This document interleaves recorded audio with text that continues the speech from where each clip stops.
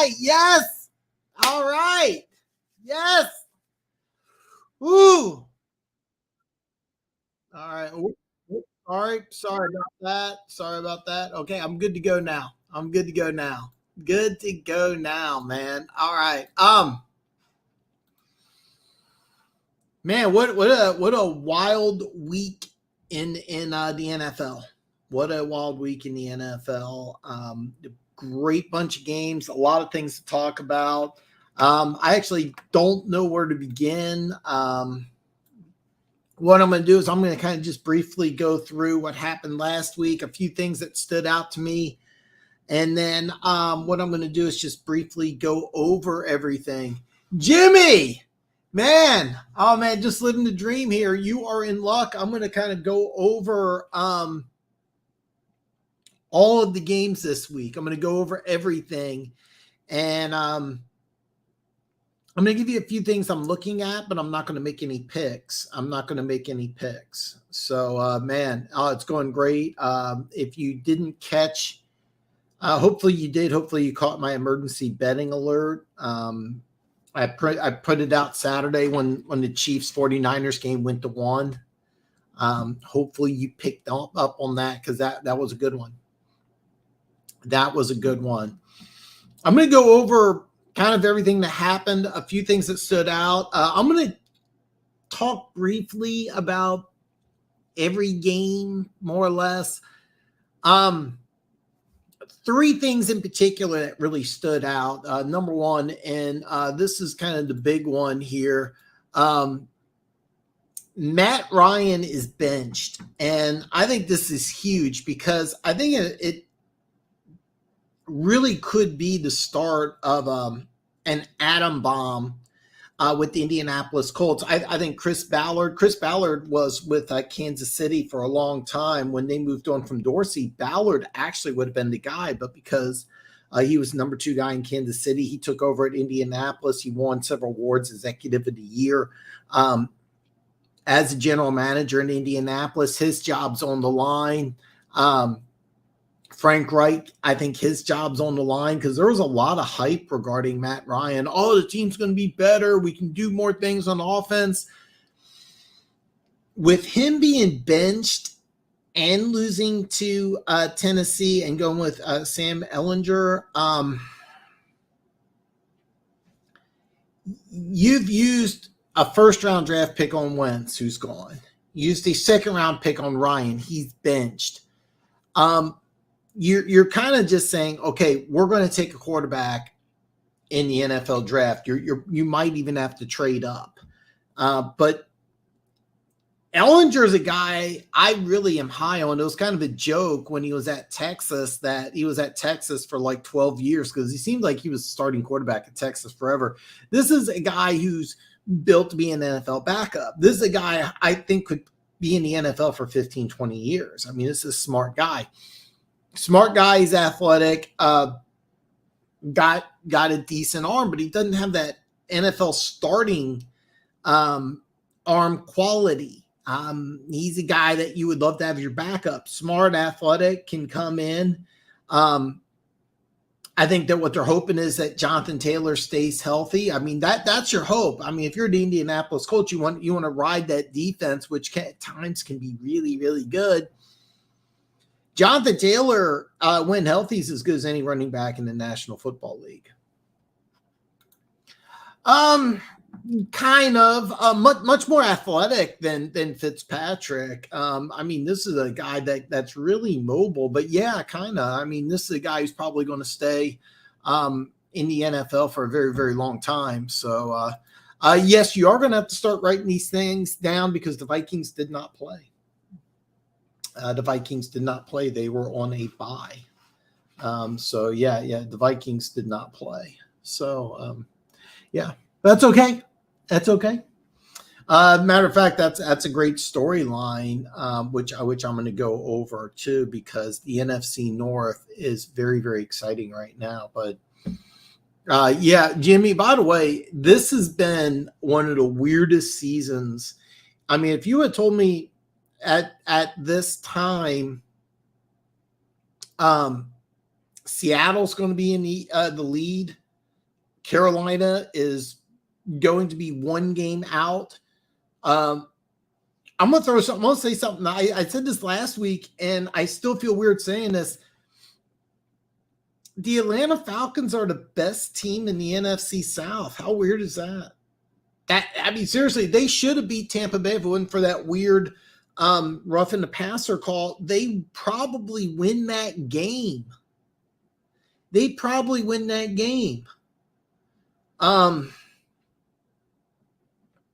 Giants 6-1. Man, I mean, it is so many things. And this was a great week of football. Did they get ahead? Yes. The Vikings won big. This week. They really did. Funk, man. Hey, that's all right, man. I'm glad you're here. I'm ready to talk a lot of Lions. Jimmy, that's what I meant, but one of those words are hard. I get it. All right. Guy, I'm glad you guys are here. I'm glad you're here. I'm glad you're talking football. Please, if you haven't, when you come in, hit that thumbs up right away. Don't forget, if you are new, hit that subscribe button, and don't be afraid to share. I'm like this close to 800. I'm trying to get to 800. I should have wrote 800 on the whiteboard. Slasher, what is up, brother? I know you're happy. Man. You know what? You should be very happy because I think I'd have to double check here, but I think the Saints would have had the 4th pick. So you're undefeated and you're probably going to end up with the top 10 pick. I want a lot. Hey, man, I'm glad to hear that, brother. We're going to go over. I'm really going to dive into this week, and I'm also going to dive in just a tad the next week because I've been waiting for this for Nick. I'm going to get into that. But yeah, I feel a vibe that with the older generation quarterbacks reign is coming to an end, Roger. Yeah. You can kind of feel like it's a new dawn, and I think a lot of that has to do with you have Jalen Hurts, who's my MVP. It's really weird, but you got Patrick Mahomes, who threw for over 400 yards and 3 touchdowns. People are yawning about it. It's crazy. And then you have Josh Allen, who had a phenomenal game too. I mean, Josh Allen, and it's funny because I've used this analogy many times. The difference between Allen and Mahomes is like Jordan to Barkley. And somebody tried to correct me and say it's like Giannis. At the last time I watched NBA basketball, LeBron James was with the Heat. So however long ago that was. All right. So I don't know. I really don't know how long ago that was. And by the way, I'm looking off because I'm going to try this here. Maybe this will keep my eyes note. Yeah, because I keep looking off. That's just the way my screen is. Let me see here. I'm going to try.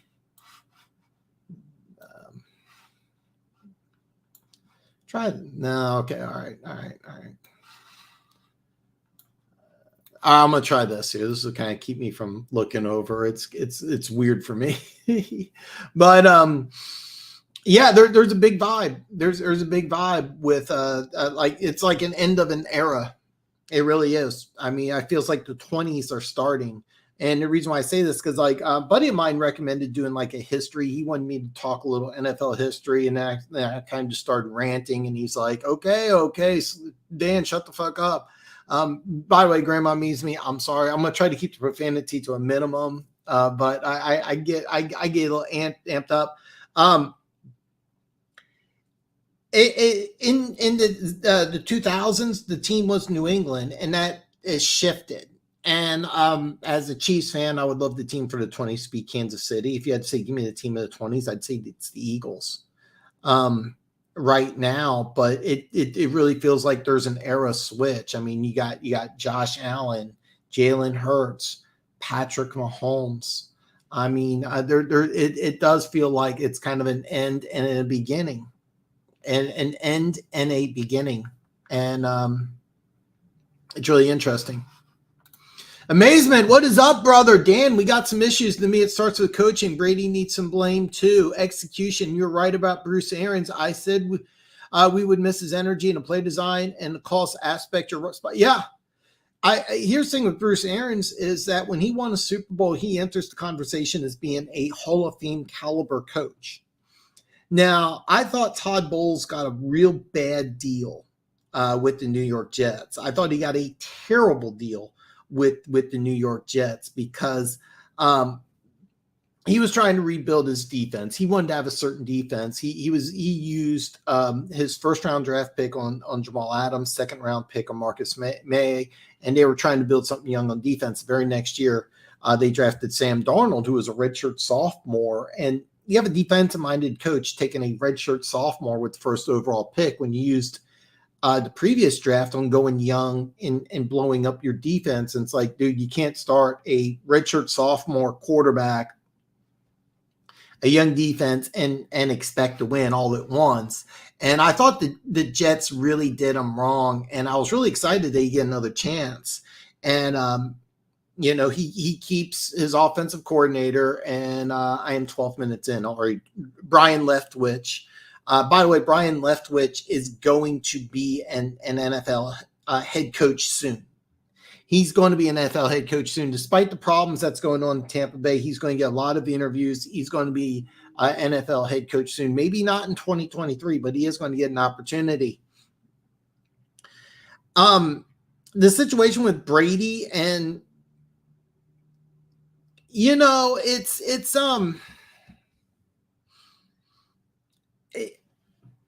I can tell you that people getting divorced, I mean, there's a lot of NFL players that get divorced, all right?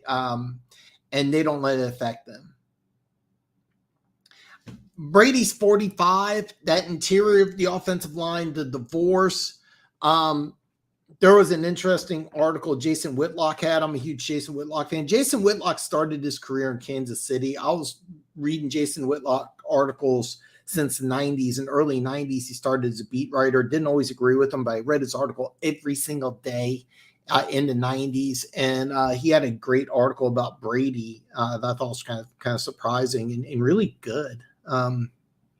I don't know, I should be promoting Jason Whitlock, but a big fan of his. Anyway, he had a great article. And the thing is that he's going through a lot. I mean, here's a guy who's 45. The interior of offensive line, almost all of it's been replaced, and he's going through a divorce. He's publicly in the spotlight going through a divorce. I mean, it's not like if I was to get a divorce or you get a divorce, like everybody in America is talking about it. I seriously, you can go on YouTube. There's literally hundreds of videos about Tom Brady getting a divorce, and that's regarding. Then you have the 45-year-old quarterback, the injuries, and all that stuff. It's tough. It's tough. There's a lot of things wrong, but the thing is, though, is that the NFC South is so bad. Anybody can win that division. I'd say this, that I think the best team right now is the Atlanta Falcons, and they lost by 18 points in Cincinnati, a team that I don't think is really that good. Yeah, that Saints pick is looking immaculate right now. Real tough to stretch games for them. Hopefully we get a shot Will Anderson Jr. Oh, dude, if you guys get Will Anderson, it's over. But, I mean, it's kind of funny because it's not the Herschel Walker trade, but when you guys got rid of Wentz, and you already had Jalen Hurts in the wings, that it's almost like the Herschel Walker trade, because that could symbolize an atom bomb going off in Indianapolis. I really think Frank Wright is now officially on the hot seat, but not only just him, but Chris Ballard. I mean, used first round pick on Wentz, second round pick on Matt Ryan. None of them are there. I mean, that second round pick is huge. That second round pick could really come in handy right now. They could do a variety of different things. So there is a lot that's going on with the Colts, but that Eagles team, all right, they're gonna lose Kelsey. Well, they used that second round pick on Cam Jordan. They're gonna lose Fletcher Cox. They used that second round pick on Jordan Davis. Now you got two number ones. One could be a top 10. Can you imagine the Eagles with Will Anderson? How good that team could be? I don't think it's going to be that good. I think you're going to end up with a top 10 pick. Here's the thing: this is a quarterback heavy draft, so you're going to end up with a top 5 player. There's some really good players in this draft. That's going to be a good pick. And you know what the best part is? They proved last year that they're willing to trade picks for players. When if you get a player? When if you get a player? You may not even use that draft pick. You may end up getting a stud. I don't know who. So AFC is looking like KC Bills and everyone else. You're 100% right. They're amazement. I mean, there's 2 teams that are just better than everybody else in the AFC. It's kind of funny. The NFC is open, and I kind of thought maybe it'd be just the opposite. I actually thought it'd be Tampa Bay and the Rams, and everybody else doesn't look that way. In the AFC, it's Kansas City, Buffalo, and hopefully those 2 teams meet in the AFC Championship for football's sake, for entertainment's sake. For me, I'd like to see Buffalo get knocked out, but yeah. The NFC is wide open. The NFC East is phenomenal right now. I said last week I didn't believe in the Giants, but the schedule is super easy. So they have some good things going on. Dallas is a team. I still think like there's some tinkering with Dallas, but I mean, I think Philly, just because of the scheduling that Dallas and the Giants have. And by the way, that game, Giants Cowboys on Thanksgiving, that's looking huge because that could be a game of 2-1 or 2 lost teams. Hopefully that came out right, because I don't know when Thanksgiving is off the top of my head. I think week 11, you could have 9-2, 10-1 teams playing each other. It's going to be great. And the Eagles, I mean, they're 6-0, and they got to win every single game. They got a good one this week, kind of an underrated game. Side note, I'm subscribed to super close to 50 subscribers. I just got posting level success, and I'd scream at 100 at this point. Well, hey, somebody once told me celebrate small wins no matter what. Celebrate 50 and celebrate 100. You will get there. I didn't put your link in the description, but I did subscribe. So, and by the way, if you're not on like all of social media, like Instagram, Twitter, Facebook, TikTok, I don't do TikTok myself, but TikTok, I sounds sexist. I think TikTok's more for women. Get on all of them. Get on all of them. Any social media platform you can get on, especially Instagram. And if you're not on Instagram, get on Instagram. There's somebody who I know does like Instagram expansion. I'll send you a link because she would be interested in your product as well. Oh, good. Okay. I try not to curse that much. But thank you. I'm glad. I had division winners good so far, except Seattle. I said the Vikings would be better than people think. What do you think in New York teams? The answer is no. Well, here's the deal with the Giants. Their schedule is very easy until Thanksgiving, where they play Dallas. After that Thanksgiving, then the schedule gets hard. I don't think they're for real. The Jets, there's 3 things, and I wanted to talk about the Jets was number 2, because what happened is they lost 2 players. They lost Breece Hall, but they also lost their last year's first-round pick, Elijah Vera-Tucker. He was having a great season, and they lost both those players. Those are 2 big losses. They have a good game against against New England this week. The answer is no. Neither one of those teams can sustain success. Now, keep in mind that Thanksgiving game, the Giants could be 10-1. They really could. They got some easy games coming up before they play Dallas on Thanksgiving. So even though I'm saying New York can't sustain success, they can get to the playoffs just based on their schedule. Are they a threat in the playoffs? I don't think so. Quarterback play's not there. The defense is. Barkley always gets banged up. If he stays healthy, he's athletically speaking, Saquon Barkley is the best athlete as far as running backs are concerned. He's easily a top 5 running back, top 20, 25 player, but he doesn't stay healthy. I'm not sold on Daniel Jones. So they may make the playoffs, but they're a team that they get into the playoffs. I would bet against them. The Jets, because Breece Hall is such a big loss, they traded for James Robinson in case you missed that. I thought that was a great trade for both teams. And then when Breece Hall comes back next year, James Robinson will have a chance to move on, go somewhere else. Don't be surprised if he ends up in Denver. That's kind of where I thought he'd end up, to be honest with you. Vikings, Jets, Giants are weird teams. They don't look like great teams when you watch them, but absolutely. The record says that they're good. If you watch them and you're like, I don't know. DraftKings does some weird stuff. Okay, so I can't just stay logged into DraftKings. I just found that. All right. You know what's funny? I just watched a video about Matthew McConaughey in that famous line. For those of you who don't know, he's doing Matthew McConaughey on Dazed and Confused, one of my all-time favorite movies. So anyway, he did that all right. He got that from Jim Morrison. He was a big Jim Morrison fan, and at Jim Morrison concert, he was saying that, and that's where he got it from. Little note. I thought that was fun. I know you're doing Matthew McConaughey, but he was doing Jim Morrison, so you were doing a little Morrison. Pretty cool. Teams really do take on the personality or head coach. It looks like that's what we're doing. Dan, the Glazers don't hesitate, though. They don't wait around. Yeah, and you got to give him the rest of the season. I mean, there's a very good chance that he's going to bounce back. But, yeah, I think Bruce – don't be surprised if Bruce Arians steps back onto the field from the front office after this year. It's going to be very interesting. Brady could be gone. He may not want to retire, but he may be gone. And that's kind of going to be a very interesting story.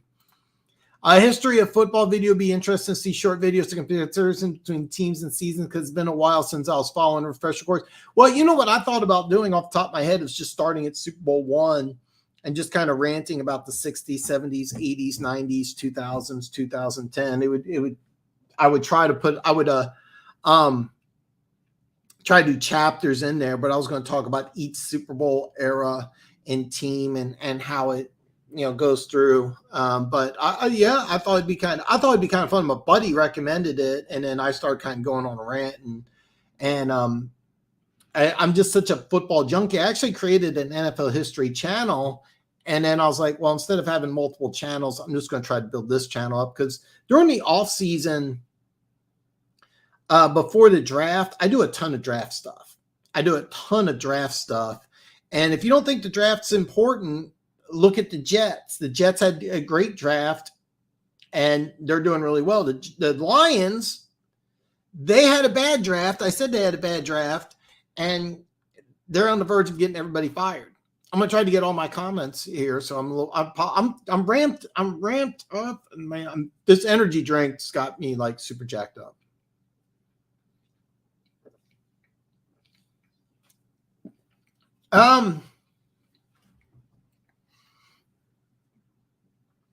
Giants are winning purely because the coaching. To me, don't have a ton of talent, but they just play hard and brought in Dable. Mike Kafka is the Giants' offensive coordinator. Quarterback coach in Kansas City. He's going to be an NFL head coach very soon, probably in 2023. He's a big reason, but they do have talent. That defensive side of the ball, you got Leonard Williams, Kayvon Thibodeau. Saquon Barkley's always been talented. He just can't stay healthy. Andrew Thomas, a player that he was chosen 4th overall, and people thought it was a bad pick. I really liked it. He looks like he's playing like a franchise left tackle. He may get a Pro Bowl nod. He's playing lights out. They do have talent. I don't think they're on the top 5 teams talent-wise, but there are a lot more talent. There's a lot more talent in New York than people think. The question with New York's really just been, can Saquon Barkley stay healthy? What do you do if Barkley goes down? Because that's what he's done the last couple of years. Dable's done a fantastic job. Mike Kafka's done a terrific job. He'll be an NFL head coach probably in 2023. Keep an eye out. Yeah, Barkley being healthy is big, folks. And I honestly, the other coaches, excuse me, the other coaches, if Barkley was healthy, they might still be. What's weird if we lose to the Ravens Thursday night and the Panthers beat Atlanta, and then Panthers are What a weird year. What a weird year. And then keep in mind, if let's flip it around, Tampa Bay wins this game, everything's right. They're in first place. Nobody's talking. So all the talk ends. Brady has struggled coming back on Thursday night. And by the way, I've heard this from many NFL players. They hate the Thursday games. What they want to do is a lot of them say that their body doesn't even get right till Thursday. Like they're sore, like everything hurts until about Thursday. I mean, the NFL is a tough thing. So, I mean, I'm going to be honest with you. I kind of like Baltimore in this game, but both teams are having weird seasons. So this is a great Thursday night game because neither one of these teams can afford to lose. This is almost a must-win game.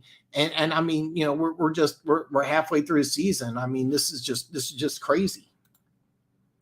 Dude, I loved him at Penn State. By the way, if you're not aware, Saquon Barkley set every single weightlifting record at Penn State, but at the combine he ran a 4.41, had like a 41 or 42 inch vertical, just amazing physical specimen. Just can't stay healthy. I mean, this is a guy who's 230 pounds, but I mean, watch him. He's jumped over players before. He's stronger. He might be like deadlift, squat, bench press. He might be the strongest guy in the NFL. And I'm not exaggerating when I say this. He might be the strongest guy in the NFL, but he's just a physical. In the NFL, you have a bunch of freak athletes. Barkley's on a different level. Brady is the result of a combination of exactly. I wish I would have said this. O-line, wide receiver injuries, age, no run game threat, defense fault, no Gronk. No Gronk's big. No Gronk is big. You can see that he really misses Gronk. And if Brady stays in the NFL, and I'm not saying necessarily with Tampa Bay, like he may demand like, hey, give me a tight end. Their wide receiving core is banged up, really banged up. Did you see Brady's press conference? Face looks really skinny. Don't think the dude. Yeah. If I didn't read it, but so what I do is I go to Amazon and I love drinking. I'm sorry. Not Amazon. Forget the name of the bookstore. But anyway, they got Starbucks. So what I'll do is I'll go to a bookstore. I'll get, that $5 cup of coffee and I'll read books. And I read a large part of the TB12 book, and his diet is crazy. Brady, I don't think people realize like what he does for his body, but a lot of it is that he eats, his diet's really crazy. But I think that he looks exceptionally thin. And I think part of that is, I think the divorce, and part of it's his diet and his regimen, and the divorce, I think it's kind of eating at him. He doesn't look good.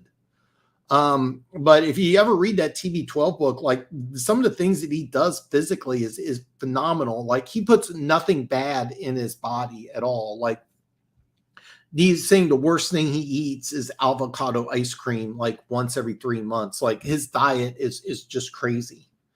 But yeah, Brady does not. And it's not just him. It's the offensive line, the injuries.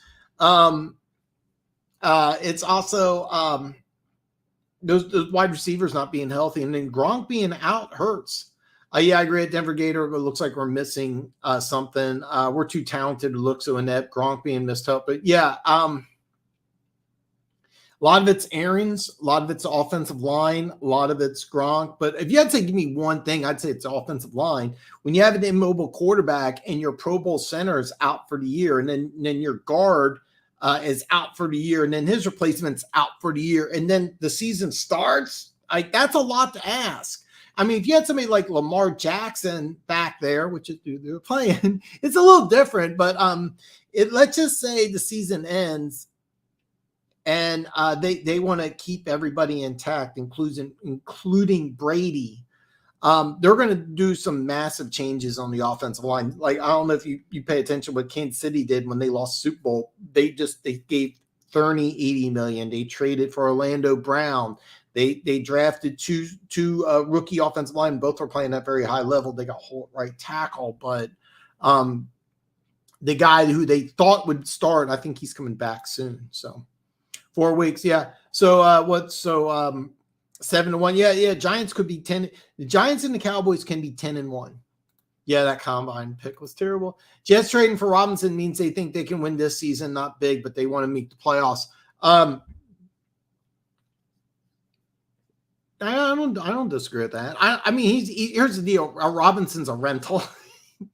Teams do this. They have a rental running back. A guy that I really like, and I think that he's actually better suited for the Jets style of offense, because what it is that they do that and that old school 49ers type of offense. And Breece Hall, I thought would be a superstar. So I agree. He's not in the plans after this year, but yeah, they want to win now. They got a chance. That's a game I'm kind of looking at this week. Jets and Patriots. That's a good one. Thanksgiving's the 24th. It is decided yet who plays on Thanksgiving, or does it matter next year? Okay. So the schedule's already come out. The games are, I'm doing this off memory. I know that the Giants and Cowboys play. That's the main one. Bills and Lions, and then the original game that everybody had circled, and I'm just drawing a complete blank on it. But there's 3 games on Thanksgiving, and now that Cowboys Giants game, that was not a game people are looking forward to. Now that's the marquee game. So that's going to be a real good one. So yeah, that's already decided. And this is why we're here. And you got some really great people in the chat. The greatest thing about doing this show and having this channel is that I got some really smart people in the chat that are saying some great things. So Amazement, not sure if you know, but I grew up in North and Central Florida. I've been a Bucks fan since before the Dundee days. It's hard to watch quick decline. I'm not sure how to fix it. There's a lot of things. I mean, you can't fix the offensive line injuries before the season. You have a 45-year-old quarterback. You have interior offensive line injuries. You can't do anything. Like, you're going to have problems. I think with Arians, because he's an offensive guy, you may have had more flexibility. You could have been able to do more things. With Bowles being the defensive guy, if you know, by the way, if you haven't noticed, the defense is fine. It's the offense that's having problems. I actually thought they would run Fournette more, but if you remember, there was a lot of pub about Fournette. He came into training camp like at 265, and then there was talk like people were saying he put on 40 pounds. He's like, dude, I play at like 240, 245. That's fine. And there's a lot of guys that come into training camp about 20 pounds overweight. And normally it's not that big of a deal. I thought it was a big deal this year because I really thought Fournette would be more of a bell cow. And by the way, he's playing fine.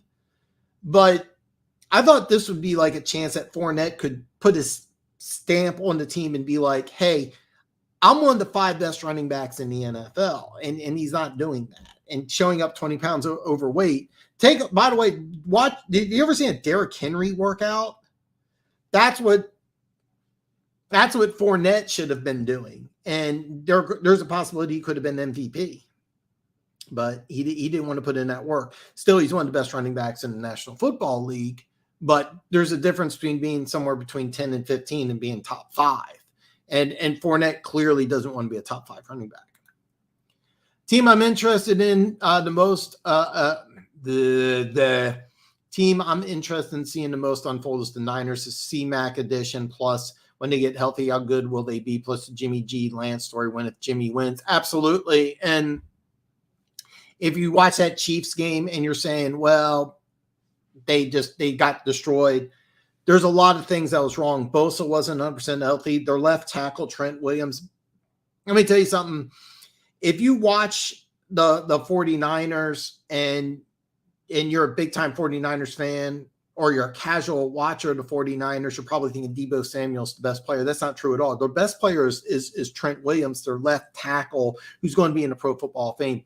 He didn't play at Atlanta, and he came back and he was nowhere close to being healthy. So that emergency betting alert, I didn't touch base on that because I knew he was going to play. I didn't know I'd look. It was clear right away. By the way, if you didn't watch the game, Frank Clark went right around him for a safety. I'm going to put a number, and I don't know this for a fact, but I'm just guessing. I'm going to say Trent Williams was probably like at 50%, maybe 60%, because if he's at 80%, that game's so different. With Williams healthy and C-Mac, Eric Armstead, maybe their best defensive lineman. A lot of people say Bosa because he gets all the sack. Eric Armstead didn't even play. He's maybe their best defensive lineman. Greenard, their linebacker, he went out in the game. There was a mass unit of injuries with the 49ers. If the 49ers get healthy, you don't want to play this team in the playoffs because this is a team with one of the best defenses in the league. Now you got a slew of offensive weapons. So when I did the emergency betting alert, I didn't say that, but yeah, I mean, if they get healthy, and that's a big thing. When if Jimmy G wins, I mean, I can tell you right now, the Colts would love to have him, but that's kind of a different story. So, rant away about the game video, and I'll watch. Well, I think I'm going to do that video maybe next week. I mean, I was going to do like a defense 101 video, and I haven't done it yet. Probably tomorrow, maybe Thursday. We'll see. Yeah, May2 Denver Gator. I was a fan back in the day. By the way, I'm not going to jump on this, but I loved Tony Dungy and Buck Ball back in the day with Warren Sapp and Derek Brooks, Simeon Rice, Rondé Barber. Ward Dunn's one of my all-time favorite players. All right, sorry. Low scoring playing defense. Those are fun, but hard to watch at times. Played so hard. The Giants are going to keep on winning. They can't, can they? They are until Thanksgiving.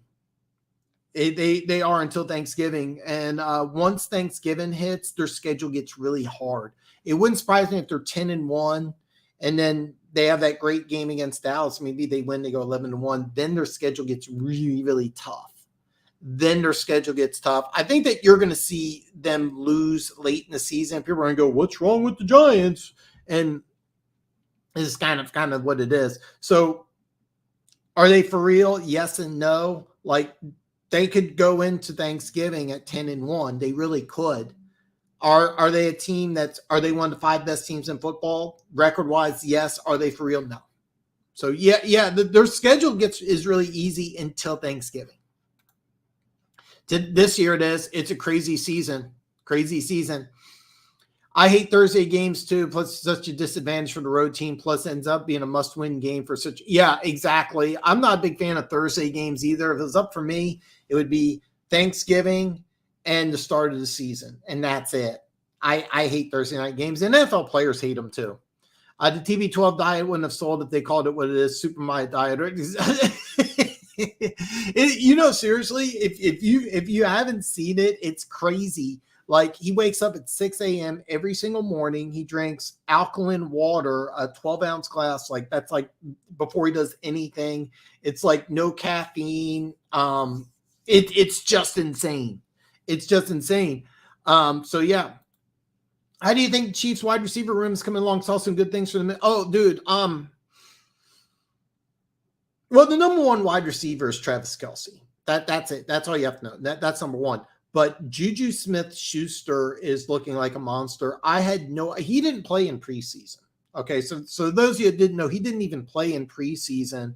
And he looks like he's a legitimate number. I had no idea he was that big because he looks like a tight end. I think he's listed at like 6'1". I think he's listed at 6'1", 210, 215. He looks like he's 225. He looks like he's like Deebo Samuel out there. That's who he reminds me of. He's done this where it's a different type of offense in Kansas City because he's a guy that can, when he makes the catch, he doesn't have that great deal of separation like Tyreek Hill has. But corners can't tackle this guy one-on-one. Like, I'm seriously, some people watch porn. I'm watching Juju Smith-Schuster on the Chiefs now. This is a guy who is just playing lights out. Marquise, I'm not MVS. He had a 100-yard game. He's got deep speed. He does this like once every 5 or 6 games. He has a good game. He's a guy that Chiefs he's really a deep threat, but he's not a guy that's really like the number 1, number 2 option. McCall Hardman, I don't think is going to be on the team next year. A former 5-star running back who they've tried to turn into Tyreek Hill. He's not that type of guy, but he had a great game. He's been doing this too, where he has these flashes where he's really, really good. So MVS and McCall Hardman flashes, inconsistent, but Juju Smith-Schuster is just playing out of this world right now. And he signed like it was a 3-year deal, but it's kind of structured like a 1-year deal. If he stays healthy, he's the guy that's going to be Mahomes' go-to guy for a long time. I mean, it's just crazy. I had no idea he was this good when he played at Pittsburgh. I mean, he's just been playing lights out, and it's such a crazy thing because with Mahomes, and you got a guy like Kelsey, and then you get Juju, and then you got some deep speed. Sky Moore barely played. He dropped the punt. Here's what I heard, by the way, but I'm going to rant about this for a second. A buddy of mine sent me a message. Sky Moore's a bust. It's 7 fucking games, guy. So no, he's not a bust, but he also didn't get down. He fumbled the ball, just said, hey, next play, I'm ready to go. And the Chiefs love that. Andy Reid loves that. You're going to see more of him. The Chiefs wide receiver room, how's it coming along? It's coming along great. A lot of it also has to do with that. I think Mahomes is the best quarterback in the NFL. I'm biased, of course. Jalen Hurts would be my MVP, but like if I'm playing, you remember, like, did you guys play kickball or dodgeball when you're a kid? Everybody lines up against the fence and you're like, I would take Mahomes number 1. Give me MVP. It's Jalen Hurts. So yeah, Packers wide receiver room. And Rodgers doesn't look right either. But the number one thing with anytime you have a quarterback that's bad, and by the way, Rodgers and Brady, this applies. Look at the offensive line. Bacchiardi not playing, not healthy. Offensive line, they need to fix the offensive line. If you have healthy offensive lines with Green Bay and Tampa Bay, then yeah. Jensen was a big loss on our O-line. This is an attitude we're like, yeah. Jensen was a huge loss. People didn't realize it. Yeah, Packers have worse issues than us. Their main problem is mainly execution. Packers have a roster issue. It can't be solved soon. We have weapons. These guys. Yeah, exactly. With Green Bay, they need to fix that offensive line first, and then everything else is going to work out. But that's about it. That's about it. So 49ers booze are I do not like the 49ers. I am not a 49ers fan. When okay, I'm not going to rant too long, but ever since the Super Bowl, their fans have just pissed me off beyond belief. Did the way Bills use Josh Allen worry you a little lack of running game and using Allen to run hurt long-term? Allen's so much better in pocket. Yeah, okay. Every game Josh Allen plays in, he takes like about 5 to 7 unnecessary hits. And this is why I didn't worry about that. The week 6 game against Kansas City, it didn't bother me at all because I think he's going to miss a game. He may miss several games because he takes way too many hits. And I didn't like that when Brian Daboll was coaching Buffalo. He used the Bills offensive coordinator, now he's the Giants. They use him running the ball way too much. And I thought they were going to stop that. I really did. I thought that they were going to stop running the ball. And instead, they're still using it. He's taken way too unnecessary hits. Now, he did use their second-round pick on I can't remember his first name, but it's Dalvin Cook's brother. And he looks like he's the best one out of their 3 running backs. Singletary's playing really good, too. They don't run the ball enough with their running backs. Josh Allen runs too much. And I thought they were really going to change it. So, yeah. I love to hate that's the best thing about sports. Sometimes it's not who you're a fan of, it's who you're a fan against, and sometimes that's just better. Sometimes, I'm sorry, this looks bad, but it's not as bad as sorry about that. Sorry. I just want to piss and moan about this concussion bat. St. Brown got tossed out of the game in the first. Dude looked fine. The official tossed him even before he got to the sideline. Okay. For those of you who don't know, if you just look at the box score and you saw 24-6, you probably thought Dallas just beat the crap out of Detroit. That's not true at all. This was actually a really good game. It was 10-6 going into the fourth quarter. And God, I don't know how much I want to rant on this, but I'll rant on this a little. If you didn't see the game, the score was 10-6 and early in the fourth quarter, and the Lions scored a touchdown. You're saying Dan scores 24-6. How did they score a touchdown? Their backup tight end. By the way, I don't know who this Wright guy is. He's a damn good player. So Wright scores a touchdown. The referees missed the call. And instead of challenging it, which Dan Campbell should have done, instead of challenging it, they get back to the line of scrimmage. They run a play. The running back fumbles, and Dallas recovers. Dan Campbell throws his headset and completely loses composure, and the whole team goes overboard with him. That sequence of events, it probably gets Campbell and your GM fired. I seriously, like, the whole team just went right over the edge when Campbell lost it, because Campbell there just lost it and the team lost composure. What he should have done is challenge the play. The score would have been 13-10, and you may win that game because your defense was playing really good. It's a damn shame because your defense was playing really, really good. For those of you that don't know, there was a questionable hit on Amon-Ra St. Brown. Not I say questionable, not like cheap shot, but like when he came up, he looked wobbly. He did look wobbly, and I thought the official made the right call in sending him to the neurological doctor or whatever you want to call it. However, he should have been allowed to come back in. I don't know why he was. I don't get it, because like you said, it looked like everything was fine. It looked like everything was fine. At the time, I've seen NFL officials say the guy doesn't look right, go see the doctor, but he should have been able to come back into the game. I don't understand that exactly. So here's a tinfoil hat theory. Niners don't make the playoffs. Lance CMC draft, lost draft capital. Shannon hot seat in Denver, backs up the Brink truck. Shanny legacy back in Denver. By the way, keep up the DC. There's been talk about Shanahan going to Denver, and that seriously, I'm telling you right now, like, the Shanahan going to Denver makes a lot of sense, kind of like for everybody. Now, keep in mind, John Lynch is GM because he gave up all these draft picks. If they don't make the playoffs, it wouldn't surprise me if the 49ers just cut bait and say, okay, look, we got Lance, we got weapons on offense, we're just going to move on. Wouldn't surprise me if this happens. If Shanahan's available, I think Denver jumps all over getting Shanahan. I don't see how you don't do that, but yeah. This is not as far-fetched as you may think, because I think Shanahan, they got to do something in San Francisco. They really got to do something. They have like no draft capital at all, so that's kind of interesting. I'm drinking an energy drink. If I'm not drinking an energy, I gotta quit these energy drinks. I'm super.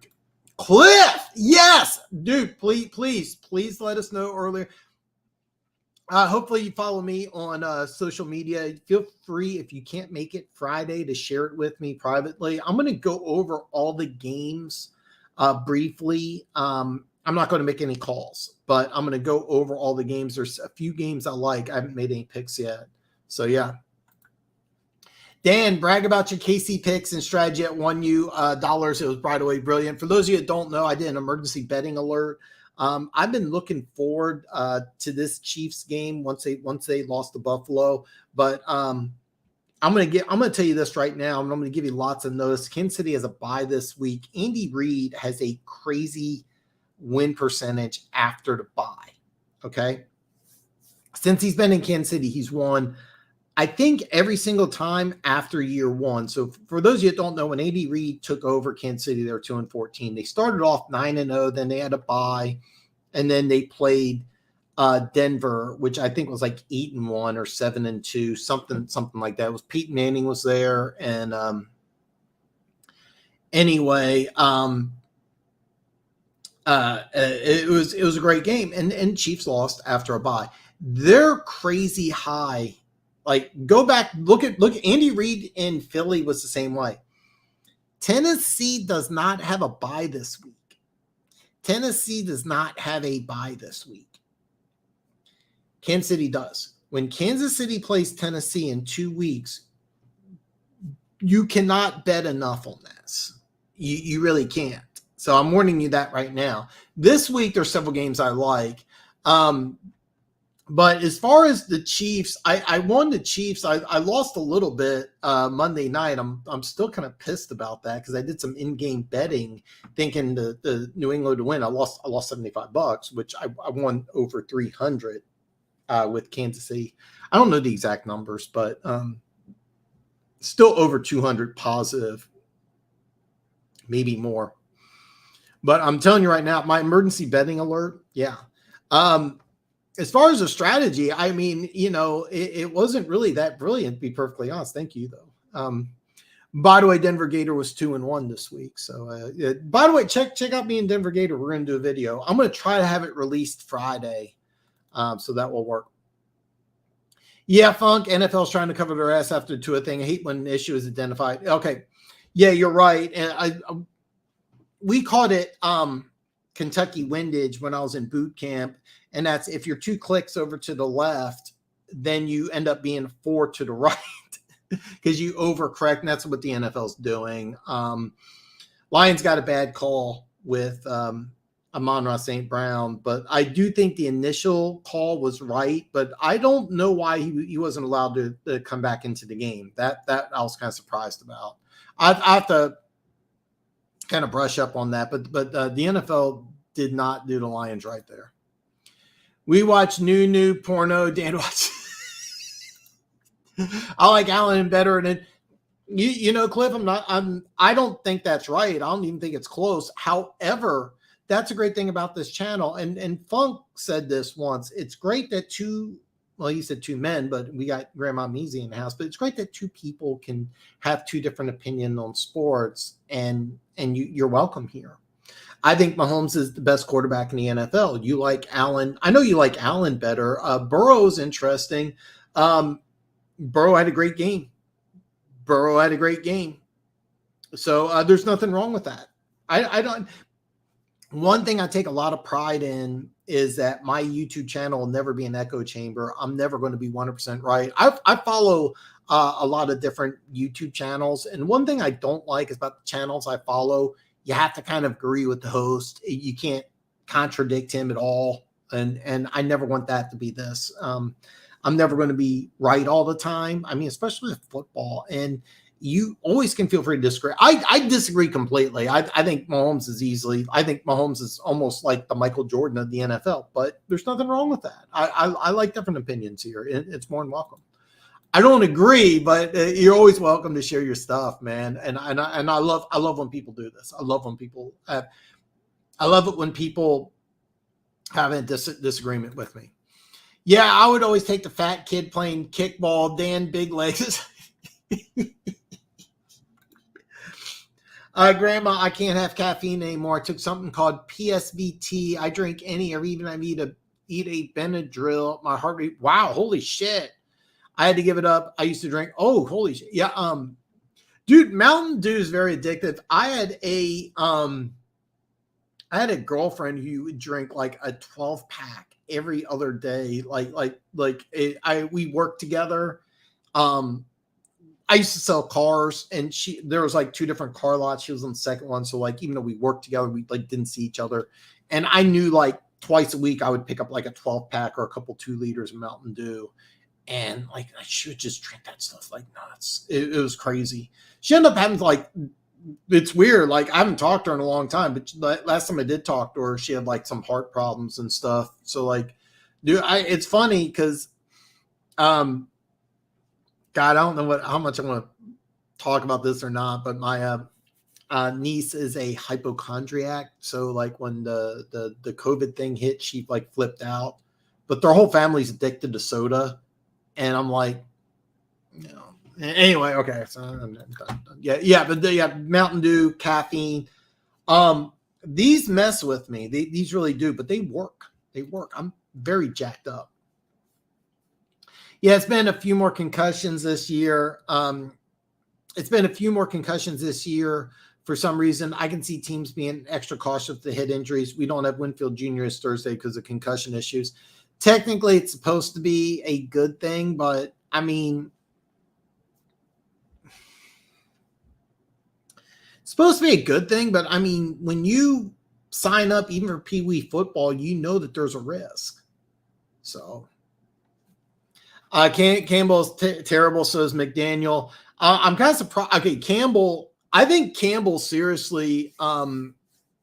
I think really elevated on the hot seat when he lost his composure after. First, he should have called. Why he didn't call that? I mean, they showed the replay. It looked like he got in. If you didn't see the play, their backup tight end. By the way, that right kid can play. Lions fans.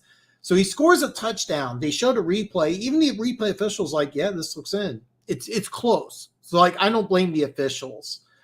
If you didn't see the play, like he's going out of bounds, and the side judge who's right there does like this number, and then I'm sorry. So there's a side judge and then there's a back judge. So the back judge runs up, they talk to him, they mark it on the 1 yard line, which is a terrible spot because like if anything, it should have been like the 4-inch line. Instead of throwing the flag challenging, which they should have done. This was early in the fourth quarter. They had 3 timeouts. They had a challenge available. Instead of challenging, which this is really bad. This was really bad because you normally have somebody who signals to your coach, hey, this is reviewable. Give us some time. They just go right to the line of scrimmage, fumble.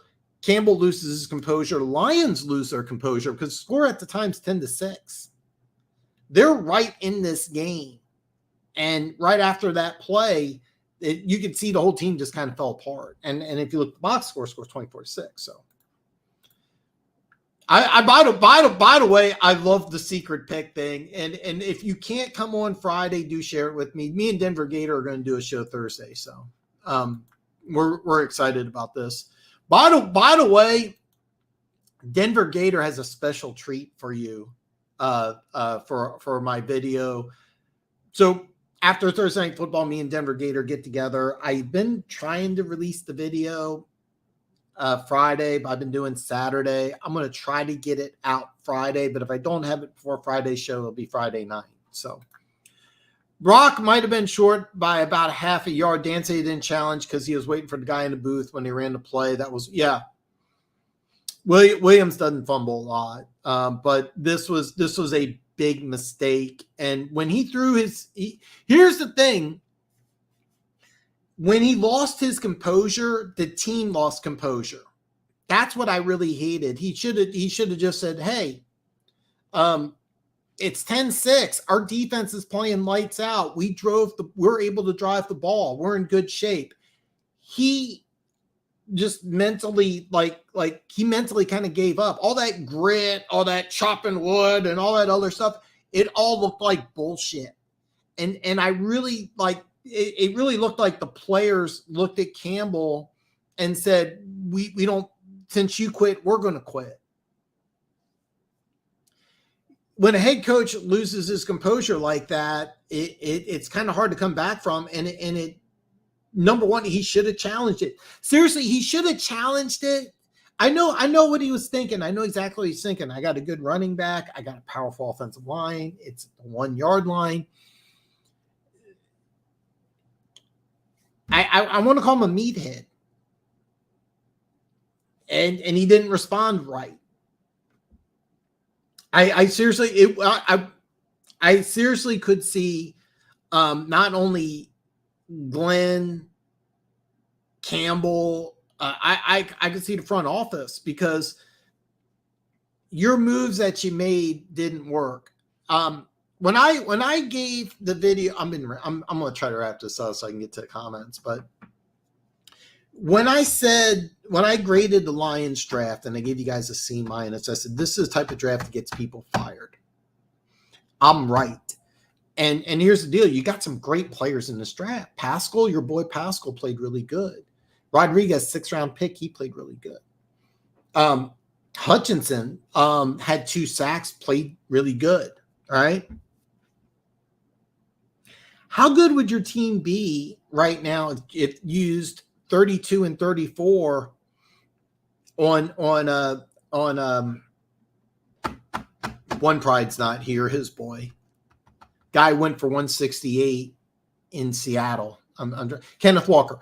How good would your team be if you had Kenneth Walker and George Pickens instead? But instead, you used 32 and 34 for a wide receiver who you told me was going to play.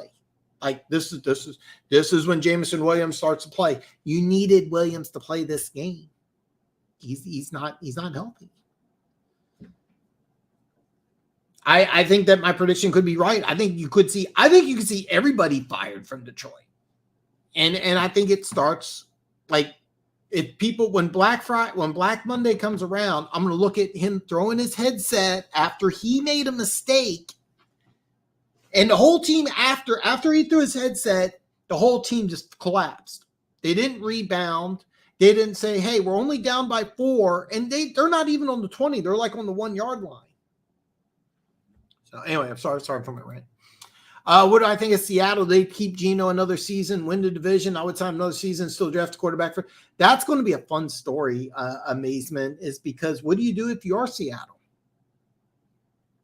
They gave Geno Smith a raise, but he's not. It's kind of funny. By NFL starting quarterback standards, he makes almost nothing, but he makes more than a backup quarterback. And then they got a fun game. This is such an interesting game, and I'm going to talk about this later because for the second straight week, the Giants are going on the road against a team they probably should beat, and they're a 3-point underdog again. I mean, Giants at Seattle. What a great game. What a great storyline for both teams. What a great storyline for both teams. And what do you do if you are Seattle? Do you sign Geno Smith? Do you draft a quarterback? You have some extra draft capital. You have some extra draft capital. I don't know what you do. And here's the thing. Seattle's had multiple bad drafts. And then this year they just knock it out of the park. So what do you do? Do you look at Geno Smith and you say, hey, look, I got receivers. I got Kenneth Walker. I got my 2 tackles. My defense is starting to come around. Or do you say, hey, Geno Smith's good, but is he a top 10 quarterback? No, he's not. Do you go and try to get one? Because that happened with San Francisco, and I don't know. This is such a great story. I have no idea. Yeah, man, I didn't know that, but I want to dude, Mountain Dew's fucking addictive, man. I have a bad soda addiction, and now I have an energy drink addiction, but I don't drink soda anymore. I'll now again, I'll get that like carbonated water, but I used to drink like an ass load of soda. Even though it's an energy drink, it's sugar free. It's still not good for you. I'm live in my survival pool. I took the Jets last week. Easy bet since I know I won't pick them again this season. That's key. Oh God. I don't know which one. Campbell may get fired. I don't know about Holmes though because DC wasn't his pick for head coach. DC Dan Campbell wasn't his pick. Really? I thought it was weird. Detroit hired a head coach for the GM. Is that common? Okay, it's not unheard of, but it's not uncommon. Kansas City hired Andy Reid, and then they hired Dorsey. That happens sometime. I didn't know that. I actually thought you Lions fans will have to let me know because I actually thought that Campbell and Dorsey were brought in, and they hired Dan Campbell. I could be wrong. I seriously would not be surprised if they clean house. I really wouldn't be surprised. Jimmy, I don't think Campbell is gone this year. We still don't know. We'll have to find out. I mean, we still got a lot of football. I mean, we still got over half the season left, but it looks like right now, I mean, that was a bad loss. I want Kansas City to lose, so sending something to Tennessee to win just because Grandma said, well, Kansas City has a bye this week. And so they can't lose, but going to Tennessee after a bye, that's a betting. That's a betting tip that I'm giving you. So I may take the Titans over. That's a good one. The biggest spread is Philly. There were 11. That's now a 10.5 point favorite against Pittsburgh. Philly's at home. But I kind of like Tennessee this week. Yes. How many wins do you think Campbell needs to keep his job? Funk, a lot of losses can be blamed explicitly on his coaching and game management. That's a lot of it. That's going to be an interesting off season story. So, Dan, did you watch the whole Lions game? See Sam Williams belly to back suplex the Lion, no flag. I mean, it's always called when we pick that. I did see that play. I didn't see the whole game because it's actually played here in Kansas City, but I went to the red zone because I'm sorry, I wanted to keep track of some of the early morning games. I actually didn't think it would be that good of a game. I didn't think it would be that good of a game, to tell you the truth. And then, like, I watched it. I'm like, God, this is a good game. By the way, it was a really good game. But I knew when Campbell threw his headset that things were going to go bad. I was hoping they would rebound, but they didn't. I do know the play you're talking about. That was not called. It normally is. But I'd say it was called. The same thing happens. Like, it didn't really affect the game. I also thought the Noah Brown fumble, I thought that should have been an incompletion. That was a big play right before the first half because you guys were up 6-3 at half. It could have very easily been 10-3. It could have been 10-6. And then I kind of, at halftime, you had you got the ball and you're up 6-3. Your first play was a 20-yard completion to TJ Hawkinson. Then you go deep and you throw a pick. And I'm like, what the fuck are you guys doing? So yeah, I watched a lot of it. I didn't see the whole game. I did see the Sam Williams. That was an interesting pick that I wasn't super fond of by Dallas, but it is kind of working out. But yeah. You guys got some bad breaks. You got some bad breaks. I'll be honest. You can say this about 90 to 95% of NFL games, that there's only about 5 plays that decide a game. You change 3 plays in that game, the Lions win. They really should have won that game, and it sucks. It really sucks, man. I mean, I feel for you because they played a great game. The defense was ready to play. Amon-Ra St. Brown, if he stays in the game, maybe you win. But right after Campbell loses his composure, the whole team just fell apart. And all that grit bullshit, that sounds like bullshit. And it really makes me wonder if the team's going to look at Campbell and go, are you full of shit? Are you full of shit? Can we really follow you, or are you just going to fall apart? Because it was like a childlike hissy fit. And I think that's something that I could really see the team really start to lose respect for him. That's kind of what I thought. I'm like, God, all that. If you watch Hard Knocks, I know you did. All right, I'm sorry. I'm going to get off this rant. But bottom line, I saw that play. I didn't see the whole game. Funky, there's a new major. You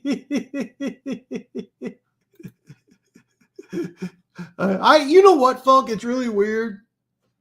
I knew that for some weird reason. Keys! Oh man, I look good in black. I look good. I am so glad to see you here, man. I am so glad. Oh God. Yeah. Oh, dude, I didn't know this, man. I hope you're better. And dude, Mountain Dew's bad for you, so that's a good thing. So. Man, Keys, I'm so glad you're here, man. 12 pack a day. I used to do a Pepsi Cube in less than a week, but I got old and can't drink it. Dude, I seriously used to drink an assload of soda. I don't drink soda anymore. I don't drink juice anymore.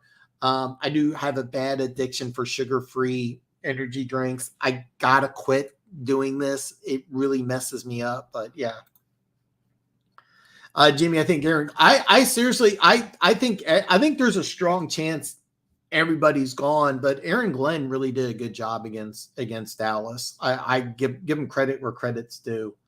I mean, they played well. They played well. And one thing is, I'm behind on comments, but Penei Sewell, they put him 1-on-1 a lot of times with this is a bad Micah Parsons. Okay, I'm so embarrassed. I forgot that. And he held his own. I was watching a lot of Penei Sewell, and I'm like, oh my God, does this guy look good? I mean, not everybody looks at footwork of offensive tackles. I do. Penei Sewell's footwork, it's funny because like if his arms are like this much, he's got short arms for a tackle, but I was just watching Penei Sewell a lot when I watched the Lions, and like, oh God, does this guy look good? I mean, I'm almost curious if you don't try to put him on the left side sooner and later. I mean, there is so much to like about Penei Sewell. The offensive line as a whole looks really, really good. It's kind of a shame that you didn't get Breece Hall or Kenneth Walker, because I mean that could be a lot of fun. I wouldn't be surprised if you use your second first round pick, if you keep both of them or you trade next year, if you have a pick early second or late first, if you don't do it on a running back. There's some good ones. I don't know what to make of Bears and Justin Fields. I mean, I like them. They don't run an offensive skill set. They sure did last night, and I saw more. Yeah, I was kind of pissed because I was really expecting New England to win that game, and Justin Fields played phenomenal. I don't know, because I haven't watched enough, is that there's a lot of things wrong with Justin Fields' game, okay? But they really did a good job building the offense, and that defense is lights out. I mean, that defense is really good.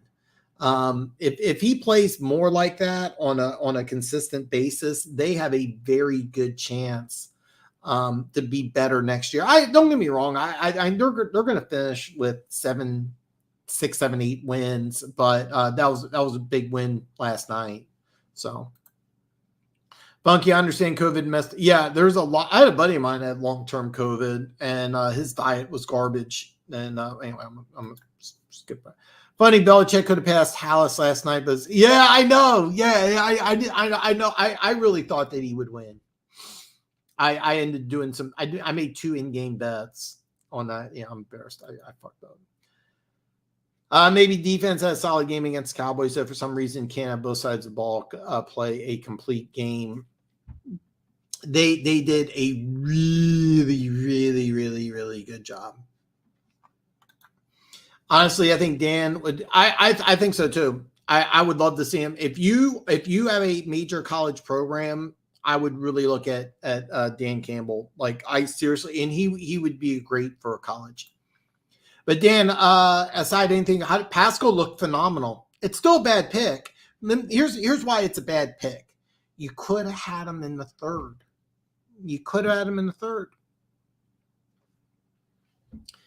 Everything on your team is the same. All right? Everything in your team is the same. But instead of Jameson Williams, you could have had 2 starters. You could add Kenneth Walker. You could add George Pickens. That's why your draft was bad, and that's why heads could roll. Because Jameson Williams needed the play, and he didn't. Pascal did look good, though. He was a lot more impressive than I thought. Still, you could have had him in the 3rd round. I'm just glad you're here, man. I'm glad you're here. AKA the Motors. Do the Lions have any major injuries?